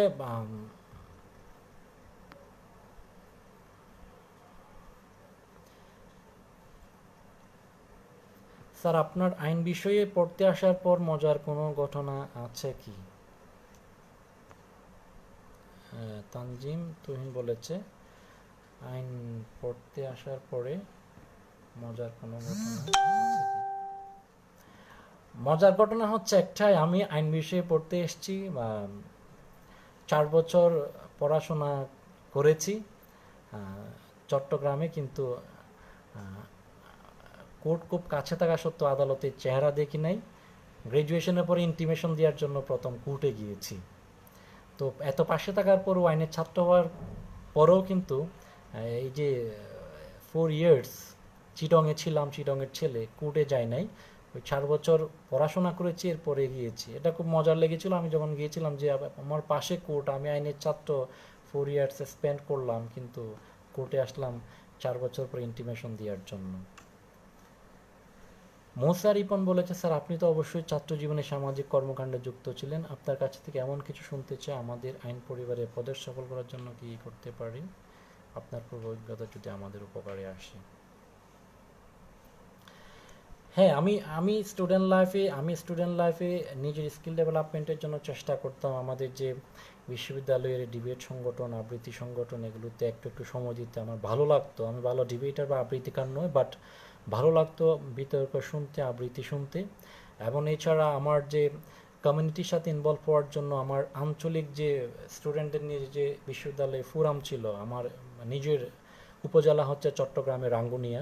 তো রাঙ্গুনিয়ার ছাত্রছাত্রীদের নিয়ে স্টুডেন্ট ফোরাম রয়েছে বিশ্ববিদ্যালয়ে, সেটাতে আমি যুক্ত ছিলাম, এটাতে সম্পাদক হিসেবে দায়িত্ব পালন করেছি। সবাইকে নিয়ে একসাথে কাজ করতাম, সবাইকে নিয়ে বলতাম যে আমরা সবাই মজা করে একসাথে আড্ডা দিই, সবাই একে অপরের তুলি, এবং একে অপরের সাথে একটু চা নাস্তা খাই, এবং পাশাপাশি আমাদের এলাকার যে অসঙ্গতিগুলো আছে সেগুলো নিয়ে একটু ডিসকাস করি, যে আমাদের অনেক ভাইরা তো বিশ্ববিদ্যালয়ে পড়তে চায়, তাদেরকে আমাদের একটু কাউন্সিলিং করা উচিত। আমরা তো চান্স পেয়েছি, তারাও কেউ বিশ্ববিদ্যালয়ে চান্স পেতে পারে, এই জন্য কী কী টেকনিক অবলম্বন করা দরকার, কোন ওয়েতে যেতে হবে, তাদেরকে আমরা চলো পরামর্শ দিই। যারা নতুন ভর্তি হতো তাদেরকে হেল্প করা, এবং যারা রানিং স্টুডেন্ট আছে একে অপরের খোঁজ খবর নেওয়া। ওকে, আবার মাঝে মাঝে অনেকের বড় ভাইয়ের বড় বোনের বিয়ে হতো, তাদের বিয়েতে অ্যাটেন্ড করা। তো ওভাবে দেখার একটা মজার সময় কাটাতাম কমিউনিটিতে। এবং এলাকাতেও বিভিন্ন যে হিউম্যান রাইটসের অর্গানাইজেশন ছিল বা কিছু, এবং এলাকার যে সামাজিক সংগঠন ছিল সেগুলোতে সম্পৃক্ত থেকে চেষ্টা করতাম যে সামাজিক বিভিন্ন যে কাজগুলো করার জন্য। আমাদের যে রাস্তাঘাট থেকে শুরু করে অনেক অসঙ্গতিগুলো দেখা যেত পাড়া মহল্লায়, সেগুলো নিয়ে কাজ করতে চেষ্টা করতাম সবাইকে নিয়ে। আহ, করতাম তা না, আসলে এখনও করতে হয়, এখনও করি। তো আপনাদের যে প্রজেক্ট আছে সেটা ক্ষেত্রে আমার সিম্পল, যদি আপনি যদি শুধু এই নির্দিষ্ট প্রজেক্টের কথা বলেন, জাইন পরিবার প্রজেক্ট, এটা এটা খুব সিম্পল, আপনারা করতে পারেন। এখানে আমি দেখতে পাচ্ছি অ্যাবাউট 25,000-এর উপরে মেম্বার। তো এখানে আমাদের প্রথমে আসার কথা হচ্ছে যিনি এখানে মূল চালক আছেন, রাসেল সিদ্দিকী। ওয়ান্স এগেন জনাব বিজ্ঞ আইনজীবী Russell Siddiqui, I thank him again here, যে উনি খুব অ্যাক্টিভ দেখি। তো আপনারা খুব আসলে আইনজীবী এবং শিক্ষানবিশ যারা আছে তাদেরকে একটা লিস্ট করে আপনি হয়তো তাদেরকে অনলাইনে মেসেঞ্জারে নক করতে পারেন। আপনি যদি আরও বেশি কানেক্টেড হতে চান, মেসেঞ্জারে অ্যাড হওয়ার পরে, মেসেঞ্জারে নক করার পরে আপনি নাম্বার নিতে পারেন, মোবাইল নাম্বার নিয়ে আপনারা টিম করে 10 জন বা 20 জন টিম করে তাদের সাথে কথা বলতে পারেন সবার সাথে। এখানে তো কথা দুইটা, একটা হচ্ছে অনেকেই ক্রাইসিসে আছে, তার একটু হেল্প প্রয়োজন, আর অনেকেই সলভেন্ট রয়েছে, সে কোঅপারেট করতে পারে। এখন আপনি দুই ক্যাটাগরি ভাগ করার জন্য আপনি খুব সিম্পলি কমিউনিকেট করতে পারেন। অর্গানাইজেশনের মূল কাজই হচ্ছে আপনার, প্রথমেই হচ্ছে আপনার কমিউনিকেশন, যোগাযোগ। এরপরে হচ্ছে কোঅপারেশন, যোগাযোগ করার ক্ষেত্রে অবশ্যই কোঅপারেশন লাগবে, একে অপরকে হেল্প করতে হবে। আপনারা প্রত্যেকে একজনের পক্ষে সম্ভব না, মিস্টার রাসেল একজন আছে উনি পারবে না, টিম ওয়ার্ক করতে হবে। অর্গানাইজেশন মানেই হচ্ছে টিম ওয়ার্ক। আর থার্ডলি হচ্ছে কোঅর্ডিনেশন, ওভারঅল কোঅর্ডিনেট করতে হবে একজনকে বা দুজনকে ওভারঅল কাজগুলো। তাহলে কমিউনিকেশন, কোঅপারেশন, কোঅর্ডিনেশন। আপনি যোগাযোগ করেন প্রতিনিয়ত সবার সাথে, আপনি প্রতিনিয়ত এখানে আপনি পারস্পরিক সহযোগিতা করেন প্রত্যেকের কাজে, এই মানসিকতা সবার মধ্যে সৃষ্টি হতে হবে। এবং কোঅর্ডিনেশন করা, সেন্ট্রালি কয়েকজনকে কোঅর্ডিনেট করতে হবে, সমন্বয় করতে হবে। এইভাবে যদি আপনারা হয়তো হোমওয়ার্ক করে যান এবং সবার সাথে কমিউনিকেটিভ অ্যাক্টিভিটিস করে যান, আমার মনে হয় এই প্রজেক্ট আপনারা 10 দিনের টাইম লাইন করে দিলেন, যে 10 days বা 15 days একটা টাইম লাইন নিয়ে আপনারা কাজ করলে আমার মনে হয় খুব কঠিন হবে না, কারণ এখানে আউটপুট চলে আসবে এর মধ্যেই। স্যার, কোর্টের শিক্ষানবিশদের জন্য পরামর্শ চায় বা কাউন্সিল পরীক্ষা প্রস্তুতি কীভাবে নিলে সফলতা অর্জনে সহায়ক হবে?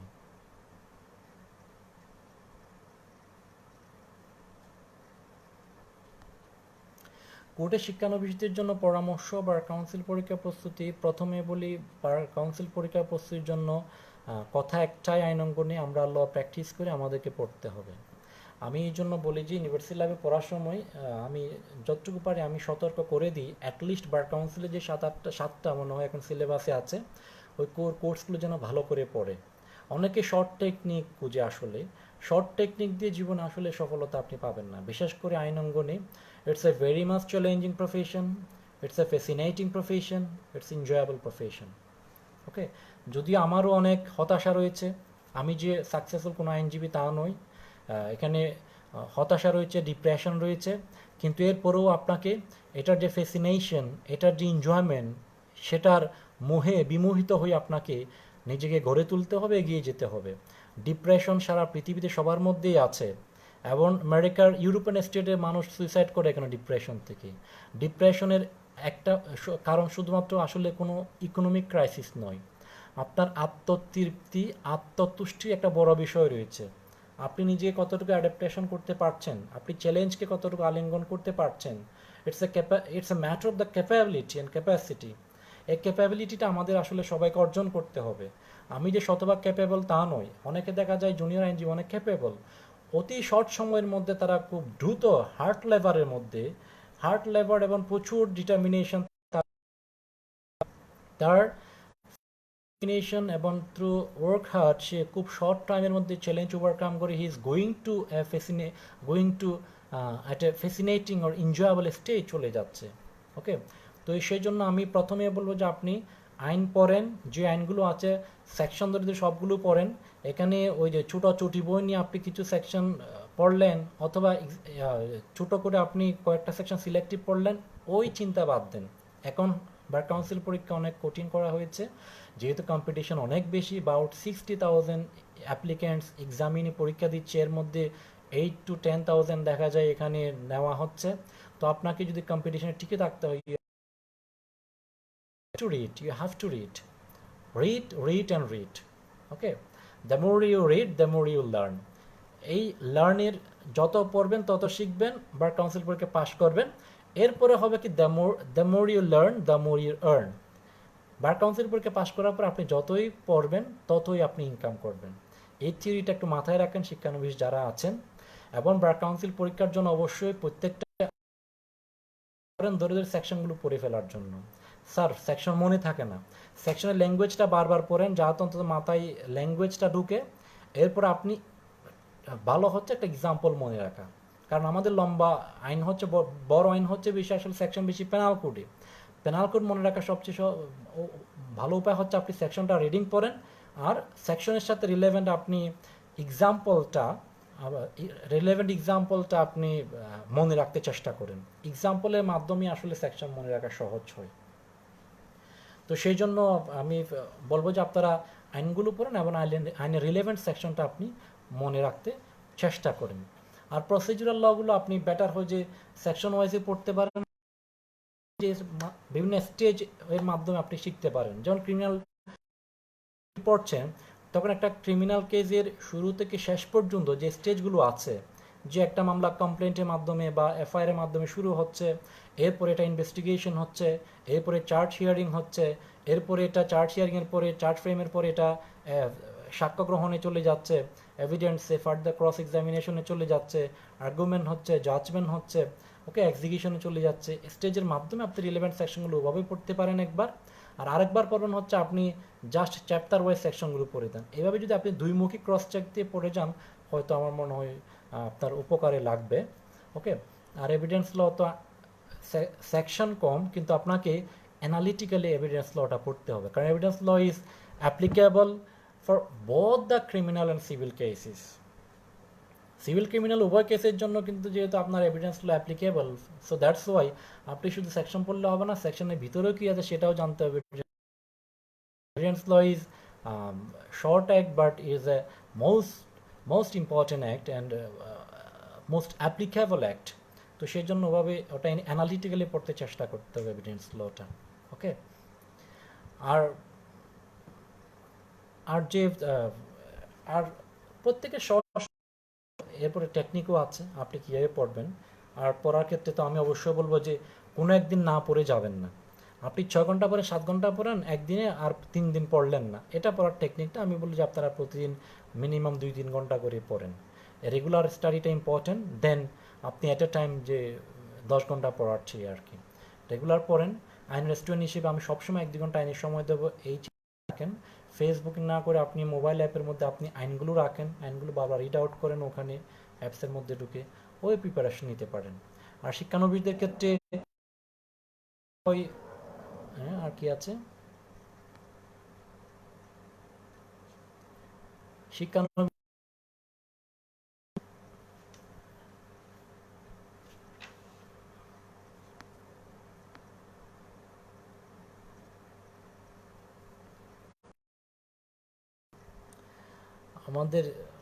আমার কুমার দেবুল্লাহ,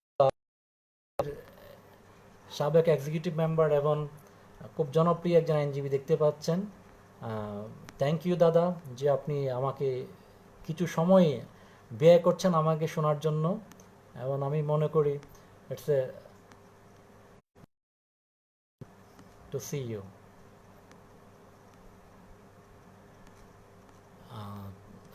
শিক্ষানবিশদের ক্ষেত্রে আমার আরেকটা পরামর্শ হচ্ছে, ইকোনমিক বিষয়ে বলতে চাইলে যেটা আমরা শুনে থাকি আমাদের সিনিয়রদের কাছ থেকে, সেটাই বলতে হবে, মোর মানি মোর ওয়ার্ক নো মানি। আপনি জুনিয়র থাকাকালীন সময়ে আপনি অধিক কাজ করবেন, কোনো টাকা পাবেন না। এবং এরপরে হচ্ছে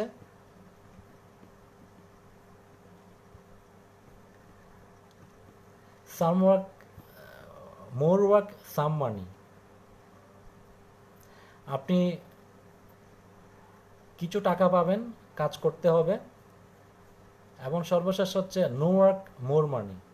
আপনি না সিনিয়র হয়ে করবেন, সিনিয়ররা শোনায়, এটা আপনার মাথায়ও ধরে রাখতে হবে, যেভাবে প্রসিড হতে হবে। যদিও একজন জুনিয়রের শুরুটা খুবই স্ট্রাগলিং, খুবই চ্যালেঞ্জিং, খুবই আসলে ফ্রাস্ট্রেটিং, এটা আমাদেরও কেটেছে। এবং সবারই যায় ওই সময়টা, খুব ক্রিটিক্যাল সময়, যেহেতু এটা স্বাধীন পেশা।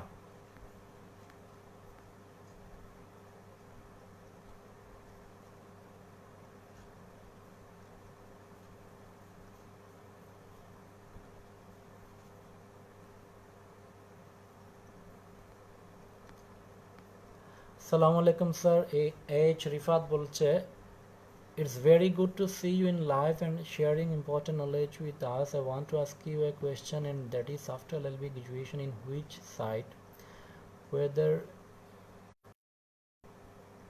sorry একটু ডিসকানেক্টেড হয়েছে, share your answer. In which site, whether it will be practice site or in academic, a student should move the most, and in which basis? Share your answer with your experience and kindly give some valuable reason that we can follow. Thank you very much, sir. আসলে হয়তো আমাকে পরিচয় করানো হয়েছে যে আমি একজন শিক্ষক এবং একজন আইনজীবী। তো আমি আমারটা কাউকে ফলো করতে বলবো না, কারণ একজন মানুষের আসলে সে একাডেমিশিয়ান বা চাকরি অথবা ল প্র্যাকটিস, দুইটা কাজ একসাথে লাইফের গোল হতে পারে না। তো খুব স্বাভাবিকভাবে আমরা যারা আইন অঙ্গনে আছি, ল পড়ার পরে থিওরি আমরা পড়েছি, প্র্যাকটিসের মাধ্যমে সেটা মানুষকে আইনের শাসন প্রতিষ্ঠায়, মানুষকে ন্যায় বিচার প্রাপ্তিতে সহযোগিতা করব, এটাই আমাদের সবার গোল থাকে, এটাই সবার আমাদের অ্যাম্বিশন থাকে। জন্য পড়াশোনা করবেন। এলএলবি গ্র্যাজুয়েশন হওয়ার পরে আপনি ভালো লয়ার হয়েছেন কিনা, অর্থাৎ আপনি ভালো ল জানেন কিনা, that is most important matter. যে আপনি প্রথমে কনফিডেন্ট কিনা যে আমি মোটামুটি এলএলবি অনার্সের মাধ্যমে, গ্র্যাজুয়েশনের মাধ্যমে আমি ভালো আইন জেনেছি, এটা আপনি নিজেকে জিজ্ঞেস করে আপনি ভালো গ্র্যাজুয়েট, ইফেক্টিভ গ্র্যাজুয়েট হয়েছে কিনা, দ্যাট ইজ ইম্পর্ট্যান্ট। এরপর আপনি বার কাউন্সিল পরীক্ষা নেন, আপনি অ্যাডভোকেটশিপ নেন, আপনি যে কাজই করেন না কেন আপনাকে তো অ্যাডভোকেট হতে হবে। আপনি একাডেমিশিয়ান হন বা চাকরি করেন অথবা ল প্র্যাকটিসে যান, আপনাকে অ্যাডভোকেট হতে হবে, না হলে আপনাকে অ্যাডভোকেট হওয়ার পর আপনি যে কোনো সাইডে যেতে পারেন। তো একাডেমিক, এটা হচ্ছে সাধারণত একাডেমিশিয়ান হওয়া, এটা স্কোপ তো খুবই কম, খুব কম মানুষ একাডেমিশিয়ান হয়।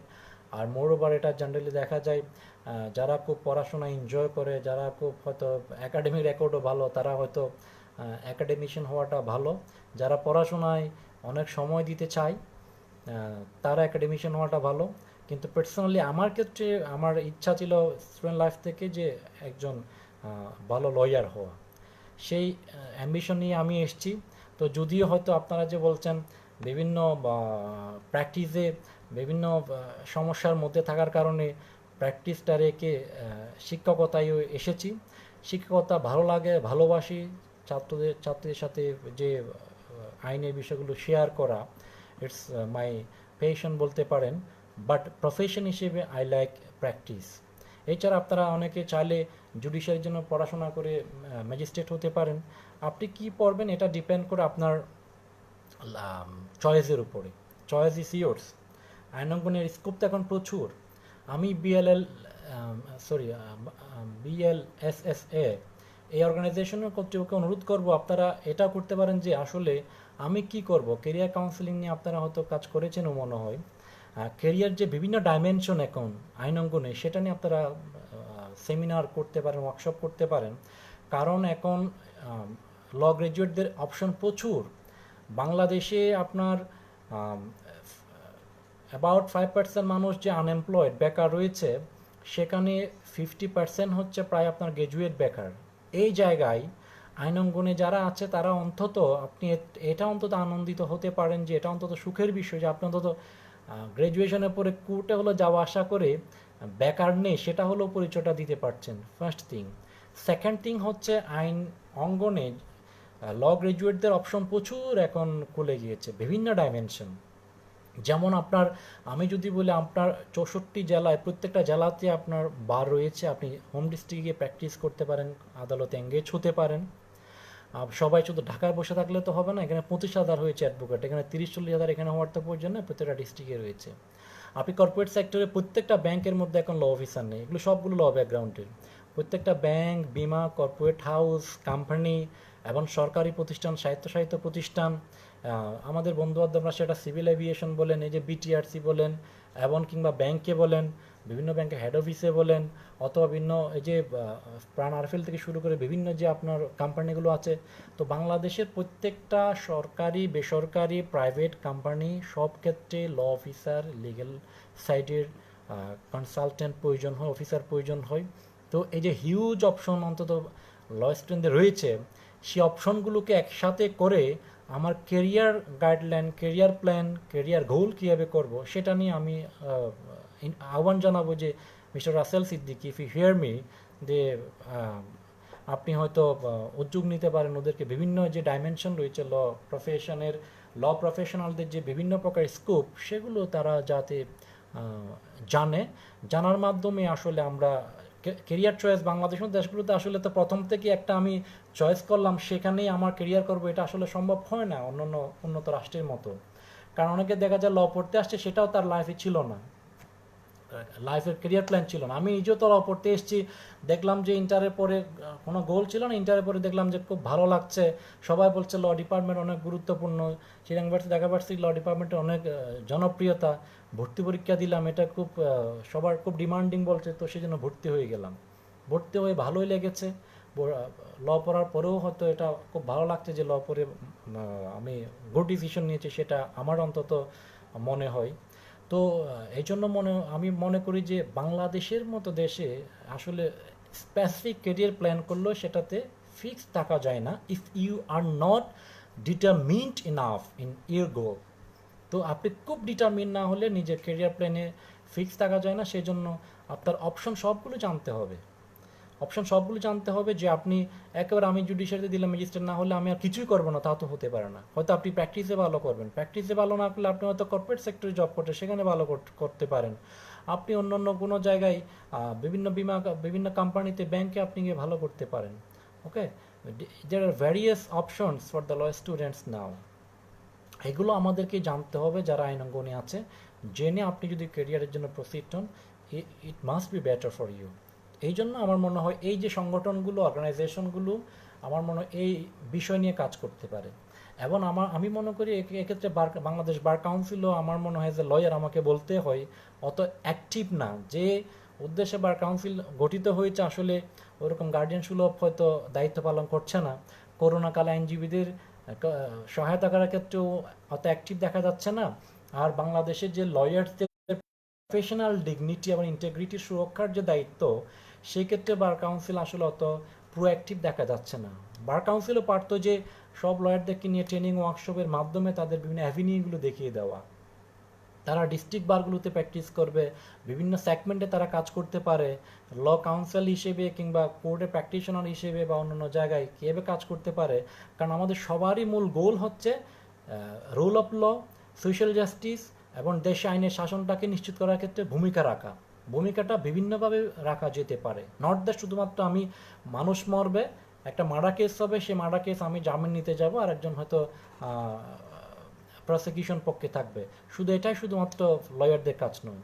মামলা করে ফেলা সেটা তো সার্জারি, শুধু সার্জারি করা, ডাক্তারদের তো শুধু সার্জারি করলে তো কাউন্সিলিং এর সভ্য সমাজে রাখার জন্য কিন্তু মানুষের জীবনের প্রত্যেকটা ক্ষেত্রে তার কাউন্সিলিংয়ের প্রয়োজন আছে। সেই কাউন্সিলিংয়ের যে বিভিন্ন সেগমেন্টের অ্যাভিনিউগুলো আমাদের উন্মুক্ত করতে হবে, আমাদের আলোচনার মাধ্যমে সেই বিষয়গুলো বের করে নিয়ে আসতে হবে।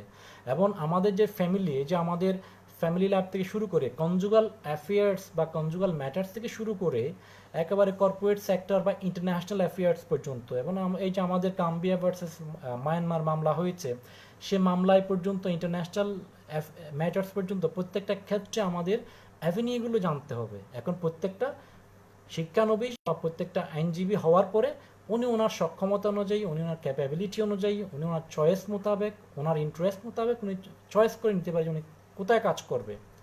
অনেক মেয়ে বললাম তুমি অন্তত বাসায় বসে বসে কনজুগাল ম্যাটার্স নিয়ে, দাম্পত্য বিষয় আদায় নিয়ে, এখন এগুলো সমস্যা অনেক বেশি, এগুলো নিয়ে তুমি কাউন্সিলিং করতে পারো। অনেকে কর্পোরেট সাইডে ভালো করতে পারে, অনেকে দেখা যায় মাল্টিন্যাশনাল কোম্পানিতে ভালো করতে পারে, অনেকে আন্তর্জাতিক কোর্টে মামলা করার খায়েশ থাকতে পারে, কিন্তু সে জানে না সে কী করবে, কীভাবে যেতে হবে। এই জন্য আমাদের গাইডলাইন নেই। For all this matters, bar council is a guardian to guide the law professionals ও lawyers to the correct way, to the right way. But ওই জায়গায় আমাদের বার কাউন্সিল বা আমাদের ওই জায়গায় আমি বলবো যে আমরা হয়তো যারা আমরা আমাদের সিনিয়র রয়েছে ওরা হয়তো যথার্থ দায়িত্বের ক্ষেত্রে হয়তো আমরা পালন করছে বলতে পারি না আর কি। কারণ আমাদের আমাদের একটা কিন্তু বার কাউন্সিল এটিকেট রয়েছে, আমাদের code of conduct, canon of etiquette and conduct of the lawyers. লয়ারদের পেশাগত আচরণবিধির একটা আচরণবিধি রয়েছে, যেটা যদি লঙ্ঘন হয় এটাকে মিসকন্ডাক্ট বলা হয়। সেটার জন্য বার কাউন্সিলে কে কমপ্লেন করলে লয়ারদের বিরুদ্ধে কিন্তু ডিসিপ্লিনারি অ্যাকশনও নেওয়া হয়। তো এই ক্ষেত্রে আমি জুনিয়রদেরকে একটা লাইন ওখানে শুনিয়ে দিতে চাই। এই যে বার কাউন্সিলের যে কোড অফ কন্ডাক্ট আছে ওখানে ওখানে একটা বিধি আমি শোনাতে চাই, যে লয়ারদের সাথে লয়ারদের যে দায়িত্ব আছে ওখানে 10 নম্বর বিধিটা হচ্ছে, junior and younger members should always be respectful two senior and old members. আমি আবারও বলছি, junior and younger members should always be respectful to senior and older members. The latter are expected to be not only courteous but also helpful to their junior and younger brother in the bar. তাহলে একটা বার অ্যাসোসিয়েশনের মধ্যে senior lawyer থাকে, junior lawyer থাকে। জুনিয়রদের দায়িত্ব হবে সব সময় সিনিয়র যে মেম্বাররা আছে, লয়াররা আছে, তাদের প্রতি শ্রদ্ধা এবং সম্মানের সাথে আচরণ করা। এবং আর সিনিয়র লয়ার যারা আছে, সিনিয়র মেম্বার যারা আছে, তাদের দায়িত্ব রয়েছে, তারাও তাদের কাছ থেকে প্রত্যাশা করা হয় যে তারা যেন জুনিয়রদের প্রতি হেল্পফুল হবে। তো এই জন্য অবশ্যই জুনিয়রদেরকে আমরা সবাই আমাদের উচিত সিনিয়রদেরকে সম্মান করা, ওটা অবশ্যই রাখতে হবে, যেহেতু আমরা ওদের পদাঙ্ক অনুসরণ করে আইনাঙ্গনে থাকবো, টিকে থাকবো, এগিয়ে যাব। আবার সিনিয়রদের ক্ষেত্রে হয়তো দায়িত্ব, সিনিয়রদের কাছ থেকে আমরা অবশ্যই জুনিয়ররা প্রত্যাশা করি ওনারাও যেন স্নেহাস্পদ আচরণ, হেল্পফুল একটা আচরণ করে। কারণ জুনিয়র মেম্বাররা বারে যখন আসবে তাদেরকে সহযোগিতা করা, আইনি পরামর্শ চাইলে সেটা হেল্প করা, এবং জুনিয়র হিসেবে কাজ শিখতে চাইলে তাকে কাজ শেখার ক্ষেত্রে সহযোগিতা করা, এটা আমার কিন্তু পেশাগত একটা দায়িত্বের মধ্যেই পড়ে। সিনিয়র জুনিয়রের যে বন্ডিং রিলেশনের মাধ্যমেই কিন্তু একটা সুন্দর বার সৃষ্টি হয়, এবং যেটা একটা আইনি সমাজ প্রতিষ্ঠায় ইফেক্টিভ ভূমিকা রাখতে পারে। সিনিয়র এবং জুনিয়রদের মধ্যে কনফ্লিক্টের মাধ্যমে কিন্তু একটা আসলে স্মুথ বার হতে পারে না। তো জুনিয়রদের যেমন দায়িত্ব রয়েছে, সিনিয়রদেরও দায়িত্ব রয়েছে। এই ক্ষেত্রে অনেক ক্ষেত্রে দেখা যায় ঘাটতি রয়েছে, সিনিয়রদের ডিপ্রেশন রয়েছে, জুনিয়রদের ডিপ্রেশন রয়েছে, সিনিয়রদের অনেক ক্ষেত্রে খুব রয়েছে, এই বিষয়গুলো রয়েছে। তো আমি যেটা বলছিলাম যে সিনিয়রদের ওই গাইডলাইনগুলো দিতে হবে, যে আইন অঙ্গনের যে বিভিন্ন অ্যাভিনিউগুলো রয়েছে, বিভিন্ন জায়গায় কাজ করার সুযোগগুলো রয়েছে, সেগুলো নিয়ে কিন্তু আমাদের কাজ করতে হবে। এবং আমাদের এই ক্ষেত্রে হচ্ছে ভূমিকা জুনিয়রদেরকে পথ দেখানোর জন্য। অবশ্য সিনিয়রদের অনেক ক্ষেত্রে ধারণা শিখাই না আমরা কনসেপ্ট, ওখান থেকে বেরিয়ে আসতে হবে। অনেক লয়ার ইয়াংদের মধ্যে অনেকে সিনিয়র হচ্ছে, যারা জুনিয়র রাখে, তারা হয়তো অন্তত ওই কনসেপ্ট থেকে বেরিয়ে এসে জুনিয়র বান্ধব সিনিয়র হিসেবে নিজে গড়ে তুলতে পারে। আমরা দেখি এরকম অনেক ভালো ভালো সিনিয়র সুপ্রিম কোর্ট এবং জজ কোর্টে আছে, যারা সত্যিকার অর্থেই আসলে পেশাগত ইন্টিগ্রিটিও মেনটেন করে, জুনিয়রদেরকে শিখায়, হেল্প করে। আবার এর বিপরীত চিত্র তা কিন্তু নয়। আর জুনিয়রদেরকে কিন্তু এই চ্যালেঞ্জিং প্রফেশন মনে করে এটা আমরা যাচ্ছি, আমাদের চ্যালেঞ্জগুলো মোকাবেলা করে কিন্তু আমাকে দাঁড়িয়ে যেতে হবে, এগিয়ে যেতে হবে। আমার যে ক্রাইসিস মুহূর্ত এটা দীর্ঘায়িত হবে না। আমরা যে এপিডেমিকে আসছে আমরা সবসময় আশা করছি এটা অতি দ্রুত আমরা এটাকে ফাইট করে আমরা অতি দ্রুত এটা দূরীভূত করব, যত দ্রুত পারি আমরা আবার আমাদের কাজে ফিরবো। এই যে চ্যালেঞ্জ মোকাবেলা করে আমরা কাজে ফেরার জন্য একটা আশা নিয়ে বেঁচে আছি। আপনার শিক্ষানবিশরাও কিন্তু এই করোনা ভাইরাস থেকে আমরা একটা শিক্ষা নিতে পারি, যে জুনিয়র লয়াররা, যে করোনার মতো আমাদেরও ক্রান্তিকাল, আমাদেরও ক্রিটিক্যাল সময় আছে। সেই ক্রিটিক্যাল সময়ের মধ্যে আমাদের যত বেশি থিওরি এবং প্র্যাকটিস উভয়টা শিখে নিজেকে গড়ে তুলে একজন আইনজীবী হিসেবে নিজে গড়ে তুলতে পারলে অবশ্যই বারে আপনার গুরুত্ব, সোসাইটিতে আপনার গুরুত্ব থাকবে, আপনার ইনকামের, ডিগনিটি, রিপুটেশনের অভাব হবে না। If we can prepare ourselves qualified and competent, তো আমি যদি নিজেকে গড়ে তুলতে পারি আমরা মনে হয় এর কোনো বিকল্প নেই আর কি। ওকে, সিনিয়ররা কী দিচ্ছে না দিচ্ছে এটা নিয়ে আসলে জীবন চলবে না। যেহেতু এটা ইন্ডিপেন্ডেন্ট প্রফেশন, কেউ কারো অধীনে চাকরি করছে না, নিজের উপর নিজেকে দাঁড়াতে হবে, নিজে কোয়ালিফাইড করে গড়ে তুলেই নিজেকে প্রমাণ করতে হবে যে I M a law and I want to fight for the betterment of the society, for the protection of the rule of law and human rights and fundamental rights. I want to assist the people and I want to contribute in the rule of law in the country. এবং thereby আমরা কিন্তু নিজেরা professional হিসেবে নিজে গড়েও তুলব, plus সমাজে ভূমিকাও রাখবো, এবং একজন কোয়ালিফাইড লয়ারের মামলার এবং টাকার অভাব হয় না, আমরা দেখেছি। রবিন এলবি একজন বলেছে রেস সাবজুডিস সম্বন্ধে জানতে চায় স্যার। রেস সাবজুডিস এটা খুব সিম্পল, এটা আমাদের সিআরপি, আমাদের the code of civil procedure section 10-এ বলা আছে যে যেটা একটা মামলা চলমান রয়েছে, যে বিষয়ে একটা মামলা চলমান রয়েছে সেই বিষয়ে আরেকটা মামলা আপনি করতে পারবেন না। আপনার একবার মামলা করেছে আপনার একটা বেদখলকৃত সম্পত্তি উদ্ধারের জন্য, একটা মামলা চলমান আছে, আপনি গিয়ে আবার আরেকটা মামলা করলেন গিয়ে যে না এই জায়গা নিয়ে সমস্যা হচ্ছে, এটা আমি আবার মামলা করলাম। ওকে, ওখানে বলা হচ্ছে একটা মামলা, কোর্ট যদি দেখে যে একটা মামলা অলরেডি চলমান আছে, এর মধ্যে যে আরেকটা মামলা একই বিষয় নিয়ে, একই ফ্যাক্ট নিয়ে, একই ইস্যু নিয়ে যদি আরেকটা মামলা হয় তাহলে কোর্ট সেটা প্রসিড হবে না, এই মামলা রেস সাবজুডিস এর কারণে বারিত হবে, মামলাটা খারিজ হবে। কখন মামলা স্থগিত হবে,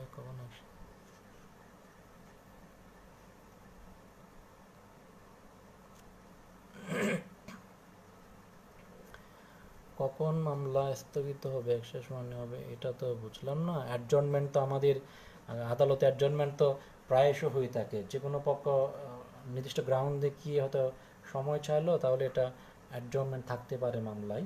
ওকে, এটা তো প্রায়শই হতে পারে, নির্দিষ্ট গ্রাউন্ড থাকলে সেটা ক্রিমিনাল বা সিভিল কেসে অলওয়েজ আদালত মামলা স্থগিত করতে অ্যাডজর্নমেন্ট দিতে পারে।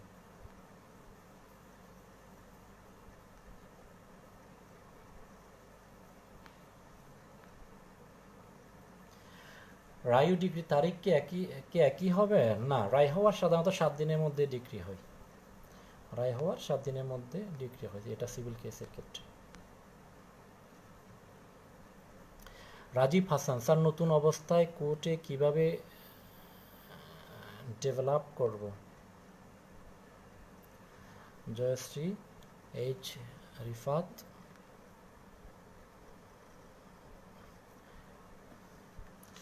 স্যার নতুন অবস্থায় কোর্টে কীভাবে ডেভেলপ করব, আমার মনে হয় আমি যে এতক্ষণ বলেছি ওখানেই হয়তো চলে এসছে রাজীব হাসানের উত্তর, যে নতুন অবস্থায় কোর্টে কীভাবে ডেভেলপ করব, ওটা মনে হয় চলে এসছে।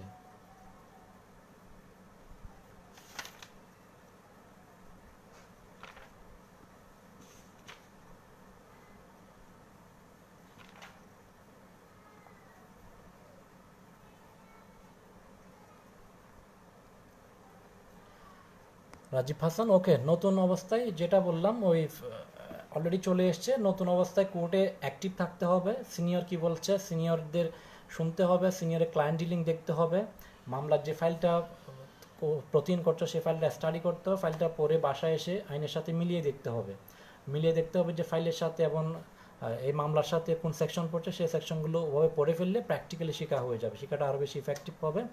এবং এরপরে আদালতে দেখতে হবে, অলওয়েজ বসে থাকতে হবে আদালতে হিয়ারিংগুলো কীভাবে হচ্ছে, বিচার লয়াররা কীভাবে সাবমিশনগুলো দিচ্ছে, এটা যত বেশি সময় পারা যায় কোর্টে বসে থাকতে হবে, ঘোরাঘুরি না করে, চায়ের আড্ডা না দিয়ে, কোর্ট প্রেমিসে গিয়ে দৌড়াদৌড়ি বা এমনি ফাউল টাইম না কাটিয়ে যত বেশি সময় পারা যায় কোর্টে টাইম স্পেন্ড করতে হবে, এবং কোর্টে লয়ারদের সাবমিশন প্লাস কোর্ট কীভাবে রেসপন্ড করছে এগুলো দেখে আয়ত্ত করতে হবে যে আমি যদি সাবমিশন দিই তখন আমার কীভাবে দেওয়া উচিত, এই যে টেকনিক্সগুলো শিখতে হবে এবং ওভাবেই এগিয়ে যেতে হবে। যত দ্রুত আপনি মামলা ফাইলগুলো বুঝতে পারবেন, সিনিয়রকে বেশি সহযোগিতা করতে পারবেন, সিনিয়রও আপনাকে তত বেশি গুরুত্ব দেবে। যে জুনিয়র অনেক বেশি ইউজফুল কাজে আসে, সিনিয়র তাকে গুরুত্বও দেবে, বেশি হেল্পও করে।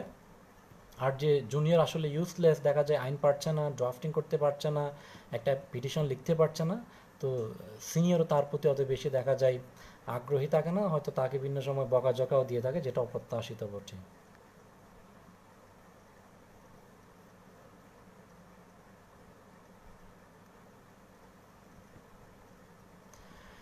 এইচ রিফাত আবার বলেছে, sir please let us know your valuable opinion about the government recent take and decision regarding virtual court online court proceeding system, do you agree with every process of it. প্রথমে কথা হচ্ছে আসলে মতামত দেওয়ার মতো এখনো সময় আসেনি। আমরা তো সবাই, এটা তো সবারই প্রত্যাশা যে ভার্চুয়াল কোর্ট বা ই জুডিশিয়ারি আসুক। আমরা আমাদের ডকুমেন্টগুলো যে মানদাতা আমলের যে ডকুমেন্টগুলো আমরা অনলাইনে ফাইল করি, সেকশনে সেকশনে দৌড়াদৌড়ি করি, কোর্টে বিভিন্ন সেকশনে দৌড়তে হয়, পেশকারের কাছে যেতে হয়, একটা অর্ডার নামলে সেকশনে দৌড়াদৌড়ি করতে হয়, অ্যাফিডেভিটের জন্য দৌড়তে হয়, এই যে ক্লারিক্যাল এবং বিভিন্ন প্রকার হয়রানিগুলো থেকে ক্লায়েন্ট এবং লয়ার সবাই বেঁচে একটা স্মুথ কোর্ট প্রসেস নিশ্চিত করার জন্য তো অফকোর্স কোর্টের কোর্ট ম্যানেজমেন্ট সিস্টেমকে অবশ্যই এনরিচ করার জন্য যদি অনলাইন বা ই জুডিশিয়ারি কার্যকর করা হয়, এটা অবশ্যই চমৎকার একটা উদ্যোগ। প্রথমেই এটা অবশ্যই ধন্যবাদ এবং এটা কংগ্রেচুলেট পাওয়ার মতো একটা, এটা তো সবার প্রত্যাশিত বটে। তবে কিছু চ্যালেঞ্জ রয়েছে, অনেক লয়াররা হয়তো মনে করতে পারে যেটা আমরা অনলাইনে আমরা নিজেরা হয়তো ইয়া করে এটাকে অ্যাডজাস্ট করতে পারবে কি না, এটা হয়তো খুব কঠিন কাজ না, ওরা হয়তো সিম্পলি চাইলে এটাতে অভ্যস্ত হয়ে যাবে। আর ভার্চুয়াল কোর্ট যেটা হচ্ছে এটা টেম্পোরারি বেসিসে হতে পারে, এটা হয়তো ফুল টাইম হবে না। এটা ইন্ডিয়াতেও যেমন ডিজিটাইজড কোর্ট হয়েছে, কিন্তু এই করোনাকালীন সময় ক্রান্তিকালে কিছু ই কোর্ট চালু করেছে। বাংলাদেশে এখন ফুল আইনটা আমি পড়ি নাই, কিন্তু বলা হচ্ছে অনলাইন কোর্টে মোটামুটি হয়তো ই কোর্ট করার সিস্টেম হয়তো থাকতে পারে, এটা হলে ভালো। অর্থাৎ আমাদের কোর্ট ম্যানেজমেন্টটা ডিজিটালাইজেশনের আওতায় চলে আসবে। আর ই কোর্টটা হচ্ছে আসলে এখানে বিচারক লয়ার বাসায় বসে, সাক্ষীর জায়গায় বসে, আসামি জেলে বসে শুনানি করতে পারবে, সাক্ষ্য নিতে পারবে যে যার জায়গায় বসে through online. Okay, that is virtual court বা ই কোর্টের কথা বলা হচ্ছে। এটা আসলে ফুল ফ্লেশড বাংলাদেশে এখনও হয়তো করা যাবে না। এটা করোনাকালীন সময়, ক্রান্তিকালীন সময় হয়তো এমার্জেন্সি বেসিসে হয়তো কিছু কোর্ট ই কোর্ট করা যেতে পারে। তো একইভাবে হয়তো অন্যান্য সময়ও কোর্ট ম্যানেজমেন্টটা হয়তো আমাদের ডিজিটালাইজড হয়ে যেতে পারে। আমাদের যে ডকুমেন্টগুলো আমরা সাবমিট করি, অ্যাফিডেভিট করি, বা সেকশনে ফাইল ট্রান্সফার, বা সুপ্রিম কোর্ট থেকে জজ কোর্টে বিভিন্ন অর্ডার যায়, আদেশ যায়, এগুলো হয়তো আমাদের ডিজিটালাইজড হয়ে যেতে পারে। আর বাকি ই কোর্ট হয়তো ফুল ফ্লেজ আমরা করতে পারবো না, আমাদের অবকাঠামোগত অনেক সমস্যা আছে। কিন্তু আমরা এই ক্রান্তিকালে হয়তো ক্রাইসিস মুহূর্তে হয়তো আমরা কিছু ভার্চুয়াল বা ই কোর্ট হয়তো চাইলে চেষ্টা করে হয়তো চালু করা যেতে পারে এমার্জেন্সি বেসিসের জন্য।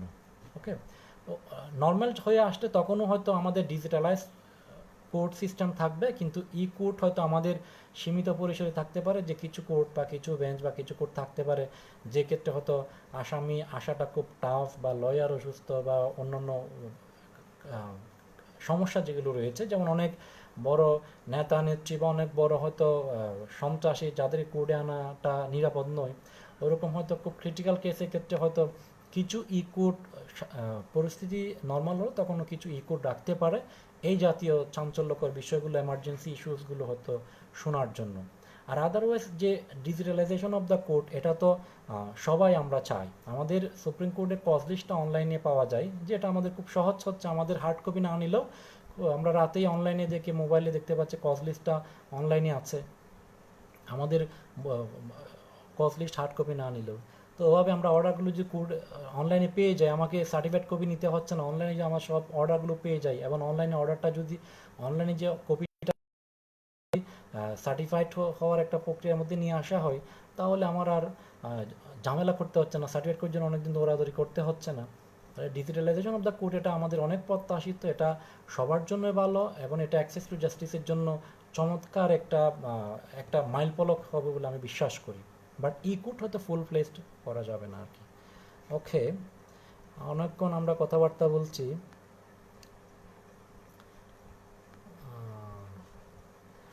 স্যার, আইনজীবীদের সুরক্ষা আইন কি এই দেশে প্রয়োজন আছে কি না, এই ব্যাপারে যদি আপনার মূল্যবান বক্তব্য দিতেন তাহলে কৃতজ্ঞ হতাম। আসলে আইনজীবীদের সুরক্ষা আইন প্রয়োজন আছে কি না, আমি মনে করি শুধু আইনজীবী না, দেশের প্রত্যেকটা নাগরিকের সুরক্ষা প্রয়োজন আছে। প্রত্যেকটা নাগরিকের জীবন মান খুবই গুরুত্বপূর্ণ। নাগরিকদের মধ্যে ক্লাসিফিকেশন করাটা আমি পার্সোনালি বিলিভ করি না। ইকুয়ালিটি বিফোর ল যে আমরা সংবিধানের যে মূল কথা বলে থাকি, মানবাধিকারের মূল কথা বলে থাকি, তো ওখানে আমি মনে করি একজন প্রেসিডেন্ট থেকে শুরু করে একদম বাংলাদেশের একদম ভিক্ষুক পর্যন্ত সবারই আইনি সুরক্ষা সমান হওয়া উচিত। আইনের সামনে ইকুয়ালিটি বিফোর ল এবং ইকুয়াল প্রোটেকশন অফ ল এবং ডিউ প্রসেস অফ ল সবারই সমান হওয়া উচিত। যেমন গতকাল পরশুদিন একটা ঘটনা, একজন আইনজীবীকে টিসিবির মালামাল দেওয়ার ক্ষেত্রে প্রতিবাদ করেছে, সেই আইনজীবীকে মোবাইল কোর্ট বসিয়ে ওনাকে 7 দিনে কারাদণ্ড দিয়ে দেওয়া হলো। এই মোবাইল কোর্ট প্রসেসটাই হচ্ছে ডিউ প্রসেস অফ লতে যায় না, সংবিধান এবং মৌলিক মানবাধিকারের বিরুদ্ধে যে মোবাইল কোর্টের প্রসেসটা। এখন মোবাইল কোর্টে বলে দেওয়া আছে যে মোবাইল কোর্টে ম্যাজিস্ট্রেটের সামনে যদি কোনো অপরাধ ঘটে, ওই ক্ষেত্রে উনি হয়তো জিজ্ঞাসাবাদ করে যদি স্বীকার করে নিয়ে একটা দণ্ড দেবে, না হলে হয়তো এটা কোর্টে পাঠিয়ে দেবে। এখন একটা ঘটনা ঘটে যাওয়ার পরে মোবাইল কোর্টকে নিয়ে এসে দণ্ড দেওয়া হয়, যেগুলো প্রতিনিয়ত হাইকোর্টে অনেকবার বলেছে এগুলো আসলে সংবিধান বিরোধী এবং আইনের শাসন বিরোধী। তো আপনার এই ডিউ প্রসেস অফ ল সবার জন্যই উচিত, এটা not only for the lawyers but each and every citizen of the Bangladesh is important, equal before the law. আইনের প্রসিডিউরাল ল, সাবস্টেন্টিভ ল সবার জন্য ইম্পর্টেন্ট, এবং আমি মনে করি সবার জন্য আইনি সুরক্ষাটা ইম্পর্টেন্টলি রাখা উচিত। হ্যাঁ, কিছু কিছু ক্ষেত্রে স্পেশাল মেজার্স আমাদের নেওয়া হয়, হয়তো কোনো আইনজীবী যদি দেখা যায় পেশাগত দায়িত্ব পালন করতে গিয়ে হয়তো কোনো সমস্যা ফেস করে, সেই ক্ষেত্রে আমার মনে হয় আদালত, সুপ্রিম কোর্ট এবং বার কাউন্সিল মিলে হয়তো কিছু নীতিমালা রাখতে পারে এই ক্ষেত্রে দ্রুত আইনের সুরক্ষা পাওয়ার জন্য। পেশাগত যেমন অনেক চাঞ্চল্যকর মামলা করতে গিয়ে হয়তো রাষ্ট্রপক্ষ অথবা ডিফেন্স পক্ষের লয়াররা যদি কোনো হুমকির সম্মুখীন হয়ে থাকে, ইন দ্যাট কেস তাদের প্রোটেকশনের জন্য হয়তো থানায় যাতে করে সুরক্ষার জন্য কিছু প্রসিডিওর বা সুরক্ষার জন্য কিছু ডিরেকশন হয়তো হাইকোর্ট অথবা বার কাউন্সিল মিলে ডিসকাস করে হয়তো কিছু প্রসিডিউর বা কিছু প্রোটেকশন মেজার্স নিতে পারে পেশাগত দায়িত্ব পালনকালীন সময়। আর পেশাগত দায়িত্ব পালনের সময় যদি কোর্টের প্রসিডিংয়ের ক্ষেত্রে আদালতের নিয়ন্ত্রণে থাকে, এছাড়া আইনজীবীদেরকে সুরক্ষার ক্ষেত্রে বার কাউন্সিলের একটা দায়িত্ব রয়েছে, বার অ্যাসোসিয়েশনের দায়িত্ব রয়েছে, এবং এবং আমার মনে হয় এক্ষেত্রে সরকারের রেসপন্সিভ হওয়া উচিত পেশাগত দায়িত্বকালীন সময় যদি আইনজীবীরা কোনো সমস্যায় পড়ে তাদের সুরক্ষার জন্য বিশেষ মেজার্স থাকা উচিত।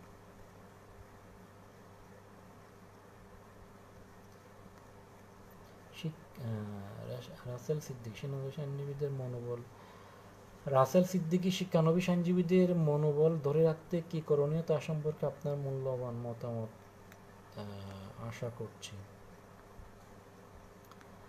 ওকে, থ্যাংক ইউ। আমার মনে হয় আমার কথার মধ্যে এর মধ্যে চলে এসছে, ওদের মনোবল না থাকার কিছুই নেই, কারণ বাংলাদেশে যেখানে আমরা একটা হিউজ অ্যামাউন্টের বেকারত্বের মধ্যে বসবাস করছি, একটা আমাদের আর্থসামাজিক প্রেক্ষাপট আমাদেরকে বুঝতে হবে। তো আমরা যে আর্থসামাজিক প্রেক্ষাপটে আমরা বসবাস করছি, এখন সে প্রেক্ষাপট বুঝিয়ে আমাদেরকে ডিসিশন নিতে হবে। এখন সে আর্থসামাজিক প্রেক্ষাপটে আমাদের যে লাখ লাখ বেকার যুবক, এর মধ্যে হচ্ছে শিক্ষিত যুবক। তো ওই শিক্ষানবিশরা তো অন্তত আমাদের আইন অঙ্গনে যারা আছে, আমি তাদেরকে বলি যে তোমাদের তো একদিনও অন্তত বেকার পরিচয় দেওয়ার প্রয়োজন হয় না। আমাদের আত্মসন্ধির প্রেক্ষাপট আমাকে বুঝতে হবে। আপনি বাংলাদেশকে আমরা ইউরোপ মনে করলে হবে না।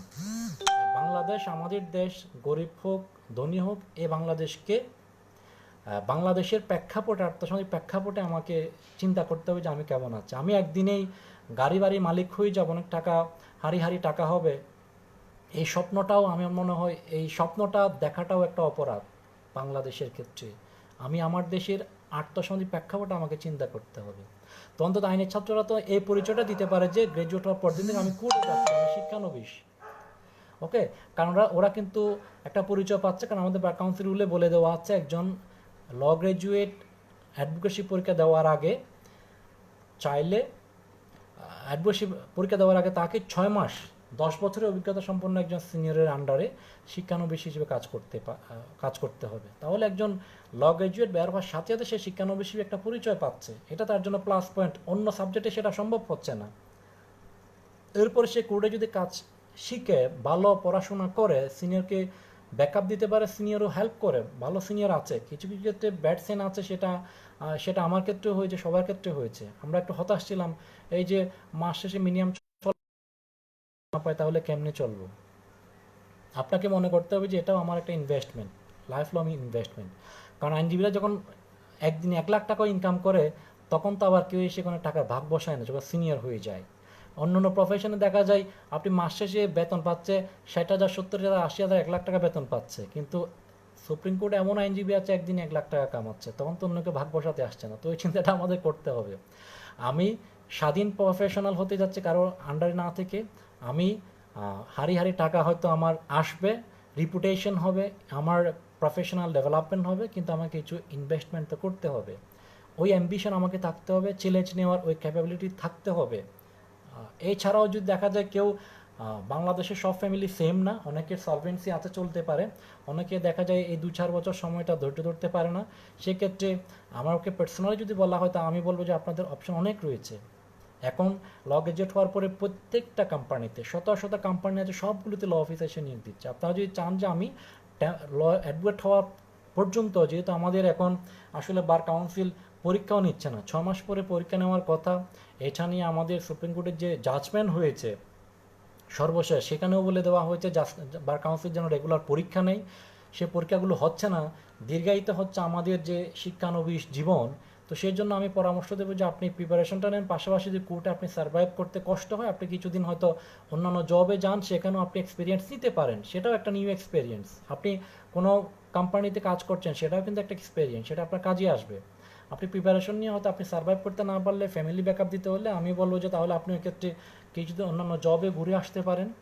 চেষ্টা করে আপনি কোডের যে ইনস অ্যান্ড আউট, ছোটোখাটো যে বিষয়গুলো আছে, প্রসিডিউরাল যে বিষয়গুলো আছে, এগুলো যদি আপনি 2, 4, 5, 6 মাসে শিখে ফেলেন, আমার মনে হয় বিভিন্ন কোম্পানিগুলো, আমার যতটুকু অভিজ্ঞতা দেখি যে বিভিন্ন কোম্পানি ওই যে লিগ্যাল হেল্পের জন্য ওদেরকে নিয়ে থাকে, ওনারা কিছুদিন কাজ করে হয়তো কোড আবার ব্যাক করতে পারে, যখন অ্যাডভোকেটশিপ হয়ে যাবে।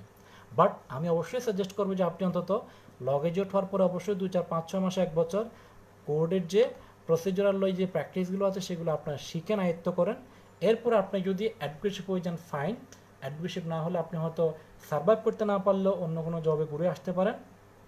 আর আদারওয়াইজ আপনাকে কষ্ট করে হলেও এখানে চেষ্টা করবেন কোনো ভালো সিনিয়র পান কিনা, ভালো সিনিয়রের সংস্পর্শ থেকে আইন শিখে এবং ধৈর্য ধরে থাকতে হবে। কারণ চ্যালেঞ্জ ছাড়া আসলে, যে চ্যালেঞ্জ যত বড়, এটার অপরচুনিটিও তত বেশি। আইনজীবীদের অপরচুনিটি অনেক বেশি অপেক্ষা করে, সেজন্য আইনজীবীদের চ্যালেঞ্জও আসলে অনেক বেশি। তো সেই চ্যালেঞ্জকে মাথায় নিয়ে কিন্তু আপনারা যাচ্ছেন।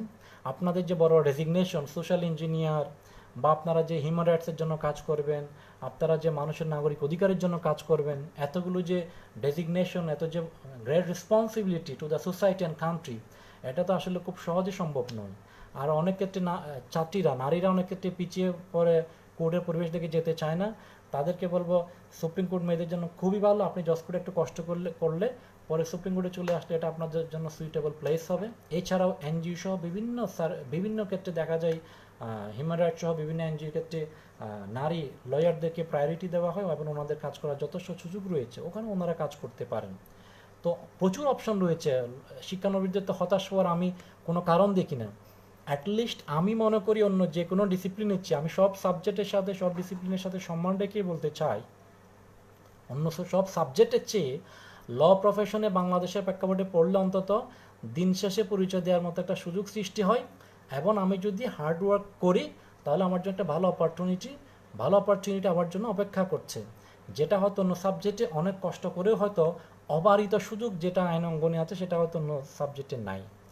তো বাকি আপনি দেখবেন সফল মানুষের ইতিহাস, আপনি যেগুলো আইন অঙ্গনে যারা পিছিয়ে পড়া আইনজীবীদের ইতিহাস দেখলে হবে না। যারা মনে করেন পড়াশোনা ভালো করে করে নাই, কোর্টে গিয়ে পড়তে চায় না, তারা হয়তো দেখা যায় একটা স্ট্যাটাস কো অবস্থায়, একটা স্ট্যাটিক স্থবির অবস্থায় আছে। তো আমরা সবাই ডায়নামিক সাকসেসফুল লয়ারদের, লেজেন্ডারি লয়ারদের ইতিহাসগুলো দেখবো, জানবো। ডক্টর কামাল হোসেন, ব্যারিস্টার রফিকুল হক, ব্যারিস্টার আমিরুল ইসলাম, ব্যারিস্টার রুকনউদ্দিন মাহমুদ, ওকে, এভাবে যে আমাদের সিনিয়র যে আইকন লয়ারগুলো আছে তাদেরকে আমরা ফলো করব। ওভাবে আমরা ওই ডিটারমিনেশন, এই ড্রিম যদি আপনি রাখেন, অফকোর্স আপনার এখানে হতাশ হওয়ার তো কিছুই আমি আছে বলে মনে করি না। ওকে, কারণ আপনার আইনাঙ্গনের সবসময় সুযোগ হচ্ছে আপনি অন্য কোনো ট্র্যাকে গেলে আপনি সবসময় চলে আসতে পারেন। যেমন আমি টিচিংয়ে আছি, আমি নিজেও বলে আমি টিচিংটাকে এনজয় করি বিদায় আছি।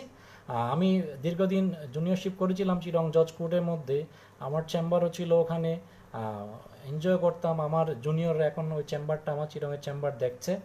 আমি এখানে পড়াচ্ছি, সুপ্রিম কোর্টেও কাজ করছি, কিন্তু আমি যে কোনো সময় টিচিং ছেড়ে দিতে পারি।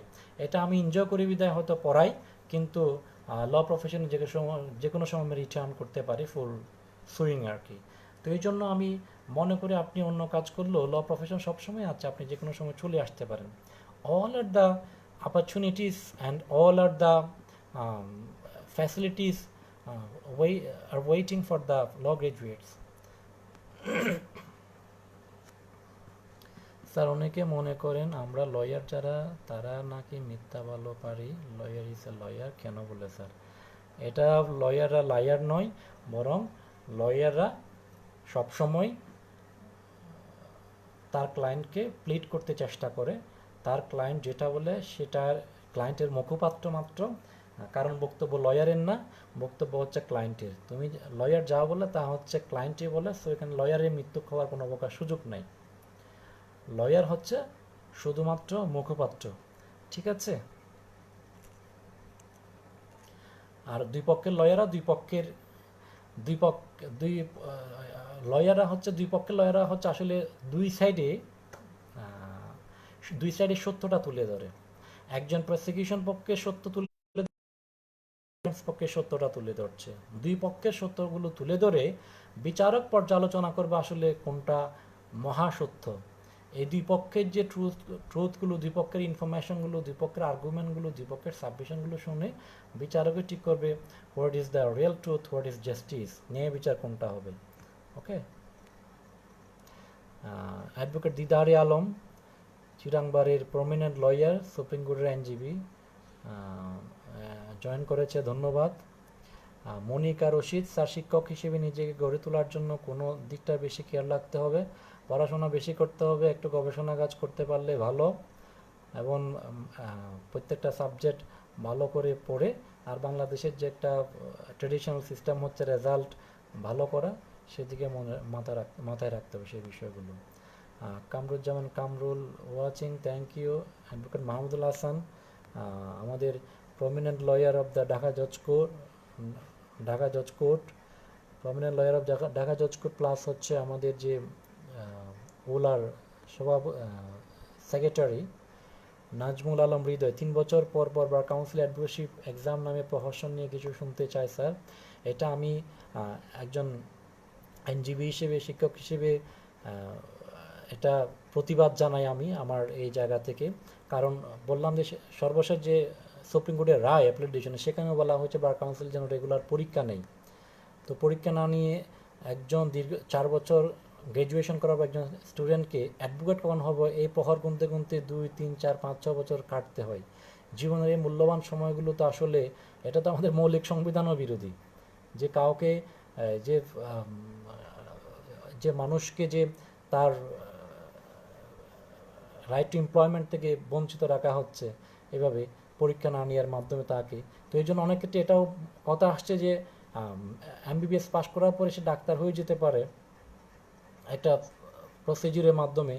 এখন ল গ্র্যাজুয়েশন, সে আইন তো পড়াশোনা করছে, তার মানে সে আইন পড়াশোনা করছে, সে অ্যাডভোকেট না হলে সে কী করবে? সে তো ল প্র্যাকটিসই করবে।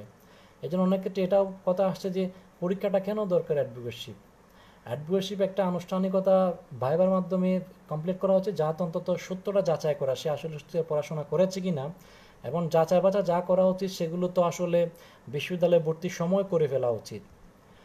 তো এক্ষেত্রে আমি মনে করি অন্তত বার কাউন্সিলের তত্ত্বাবধানে সারা বাংলাদেশের ল স্কুলগুলিকে সেন্ট্রালি মনিটরিং করে অ্যাডমিশনের সময় ডিসিশন নিয়ে নেবে যে আসলে কারা কারা ল পড়ার যোগ্য তাদেরকে ভর্তি করবে সারা বাংলাদেশে, এবং তারা ল গ্র্যাজুয়েট করার পরে হয়তো একটা ভাইবা বা আনুষ্ঠানিকতার মধ্য দিয়ে অ্যাডভোকেটশিপ সার্টিফিকেট পাবে। ল গ্র্যাজুয়েট হয়েছে, এরপরে সে অ্যাডভোকেসি পড়ার জন্য বছরের পর বছর ঘুরছে, তাহলে সে অ্যাডভোকেসি সে ল পড়াশোনা করলো কেন? এটার জন্য যদি তাকে 5-6 বছর ওয়েট করতে হয়, সে পাশ করবে ফেল করবে পরের বিষয়, সে পরীক্ষায় পাচ্ছে না পরীক্ষা দেওয়ার জন্য। তো এটা বার কাউন্সিল অর্ডার কিংবা হাইকোর্টের জাজমেন্ট অনুযায়ী আমি মনে করি বার কাউন্সিল এটা কমপ্লাই করা উচিত। এখন কি বলবো, যিনি আমাদের কোর্ট এবং এনরোলমেন্ট কমিটি এতে যারা আছে ওনারা আসলে ওনারা নিজেরাই তো আইন অঙ্গনের মানুষ এবং রায়টা তো ওখান থেকেই আসছে। তো আমি আশা করি এই ক্ষেত্রে বার কাউন্সিল 6 মাসেও পরীক্ষা নেওয়া উচিত।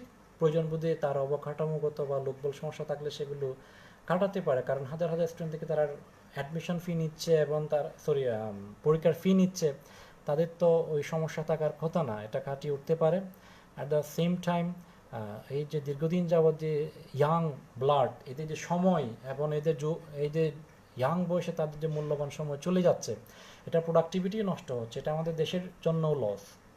কারণ অনেকে ভুল ধারণা যে লয়ার বেশি হয়ে গেলে আবার কম করতে হবে, এটাও আমি মনে করি, আমি টোটালি ডিসএগ্রি করি।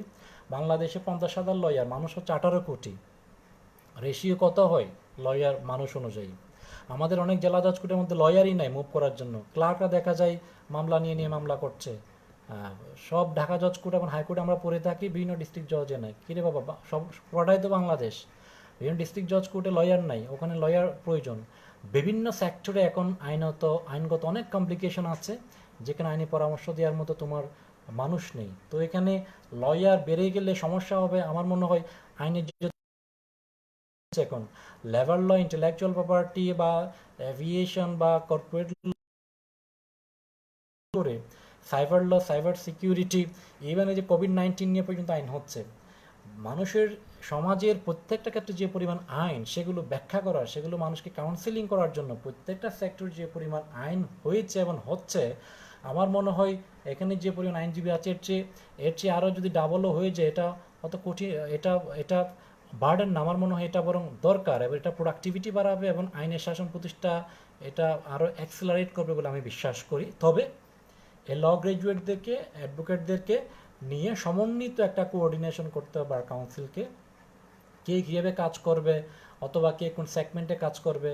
কিছু কন্ডিশন আরোপ করে দেওয়া যেতে পারে যে আপনি যে ডিস্ট্রিক্টের মানুষ, তাকে অন্তত 2 বছর 5 বছর নিজ ডিস্ট্রিক্টে সার্ভ করতে হবে, বা এই জাতীয় কিছু ডিরেকশন বা নীতিমালা বা কিছু পরামর্শ দিতে পারে।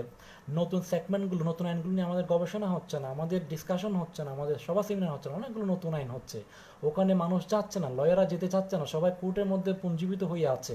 এই যে বিভিন্ন সেগমেন্টে যে আমাদের কাজ করার স্কোপ আছে, এগুলো যদি আমরা ডিসকাশন করি, এগুলো যদি সিনিয়ররা জুনিয়রদেরকে পথ দেখায়, পারস্পরিক আলাপ আলোচনার মাধ্যমে আমাদের অনেক অনেক আরও হাজার হাজার আইনজীবী কোঅপ করে বিভিন্ন সেক্টরে কাজ করার সুযোগ এবং রয়েছে বলে আমি বিশ্বাস করি।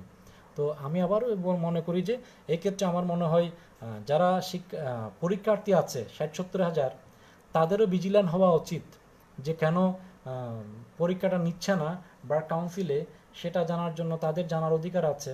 তাদের ভিজিল্যান্ট হওয়া উচিত যে কেন এই পরীক্ষাটা নেওয়া হচ্ছে না 6 মাস পর পর, কী সমস্যা, এবং লোকবল সমস্যা হলে এক্ষেত্রেও তো দেখা যাচ্ছে হেল্প করার জন্য অনেকেই আছে। এখানে আপনার বার কাউন্সিলে 15 জন মেম্বার থাকে সারা বাংলাদেশ থেকে নির্বাচিত লয়াররা, ওনারা যদি মনে করি যে ওনারা 15 জন এটা ম্যানেজ করতে পারছে না, বার কাউন্সিল অর্ডার এটা ওখানে পরিবর্তন নিয়ে এসে এখানে লোকবল আইনজীবীদের প্রতিনিধি আরও বাড়ানো হোক, এবং বিভিন্ন সেক্টরে যারা আরও নির্বাচিত প্রতিনিধি বাড়িয়ে বার কাউন্সিলে পরীক্ষা নেওয়ার ক্ষেত্রে সবাই যাতে আরও কাজ করতে পারে। সুপ্রিম কোর্টে আমাদের সারা বাংলাদেশে প্রচুর লয়ার আছে যারা কাজ করতে চায়, আইনজীবী নেতৃত্ববৃন্দ আছে, এখানে লোকবল বাড়িয়ে সবাই যাতে পরীক্ষাটা আরও দ্রুত নেওয়া যায় সেজন্য কাজ করতে পারে। ওকে, এবং আমি মনে করি নতুনভাবে আইন অঙ্গনকে একটা নতুন নতুন নতুন অ্যাভিনিউগুলোর মাধ্যমে যদি একটা নতুন ডাইমেনশন আইন অঙ্গনে আনার সুযোগ রয়েছে। এই যে আমাদের যে পরিবর্তিত যে বিশ্ব ব্যবস্থা, তথ্য প্রযুক্তির উন্নতি, এবং আমাদের যে গ্লোবালাইজেশন এবং আমাদের যে ইন্ডাস্ট্রিয়ালাইজেশন, ওভারঅল মিলিয়ে নতুনভাবে আইনাঙ্গনকে চিন্তা করার প্রচুর সুযোগ রয়েছে।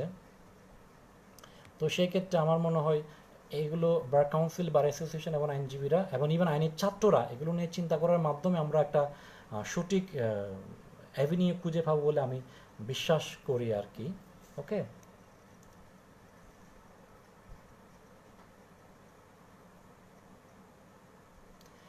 ওকে, অনেকক্ষণ বলেছি আমি। একটু টায়ার্ড হয়ে গিয়েছি।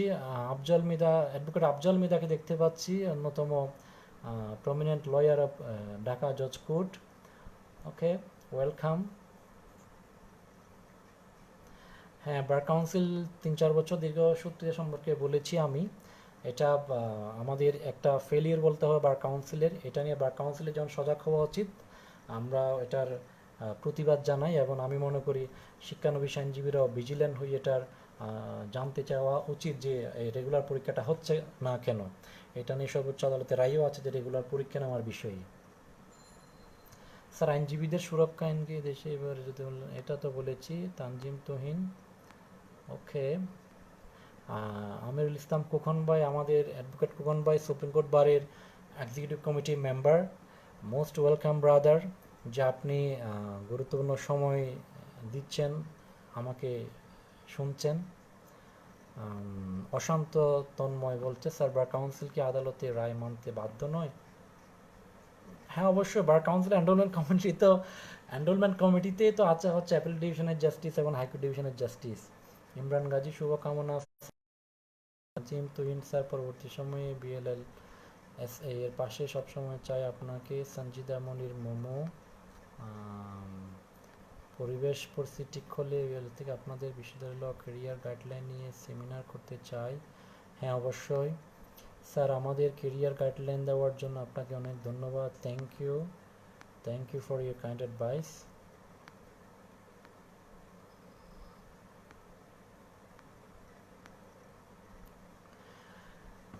ওকে, আমাকে শুনেছেন এবং আবারও বিএলএলএসএ তে যারা আছেন, যারা কাজ করছেন, সবাইকে ধন্যবাদ জানাই। বিশেষ করে লার্নেট অ্যাডভোকেট রাসেল সিদ্দিকি আমি সবসময় দেখি যে অ্যাক্টিভ।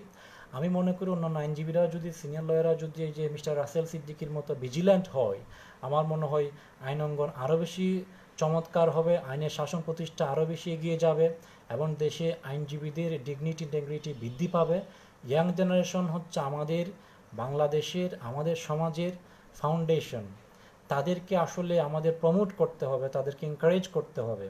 আমরা খারাপ আছি এই অজুহাত দেখি, হ্যাঁ অনেক ক্ষেত্রে অনেক সিনে বলে যে আমি ভালো নেই, আমি জুনিয়রকে কীভাবে রাখবো। তো এটা ভিন্ন বিষয় হতো, কিন্তু অনেক সিনিয়র ভালোও আছে। তো যারা ভালো আছে তারা প্রমোট করতে পারে। এছাড়া আমি জুনিয়রদের, যারা আইনের ছাত্র এবং শিক্ষানবিশ আইনজীবী আছে, তাদেরকে আবারও আহ্বান জানাবো, আমরা অনেক বেশি পড়াশোনা করব। আমরা যত বেশি জানবো, নিজেকে গড়ে তুলতে পারবো, আইন অঙ্গন নিজের জায়গা গড়ে নিতে পারবো এবং আইন অঙ্গনকে এগিয়ে নিয়ে যেতে পারবো।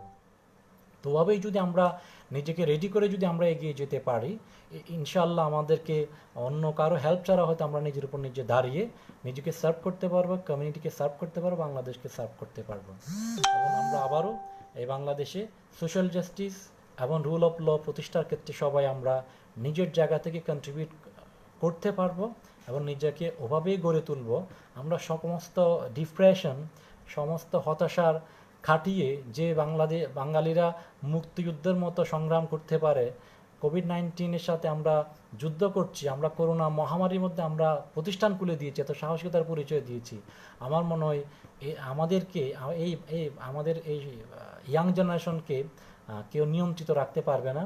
সবাই স্ব-উদ্যমে নিজের প্রতিভা বিকাশের জন্য নিজের হার্ট লেবারের মধ্য দিয়ে আইন অঙ্গনের একজন আইনের সারথি হওয়ার জন্য এগিয়ে যাবেন, সেই প্রত্যাশা করছি।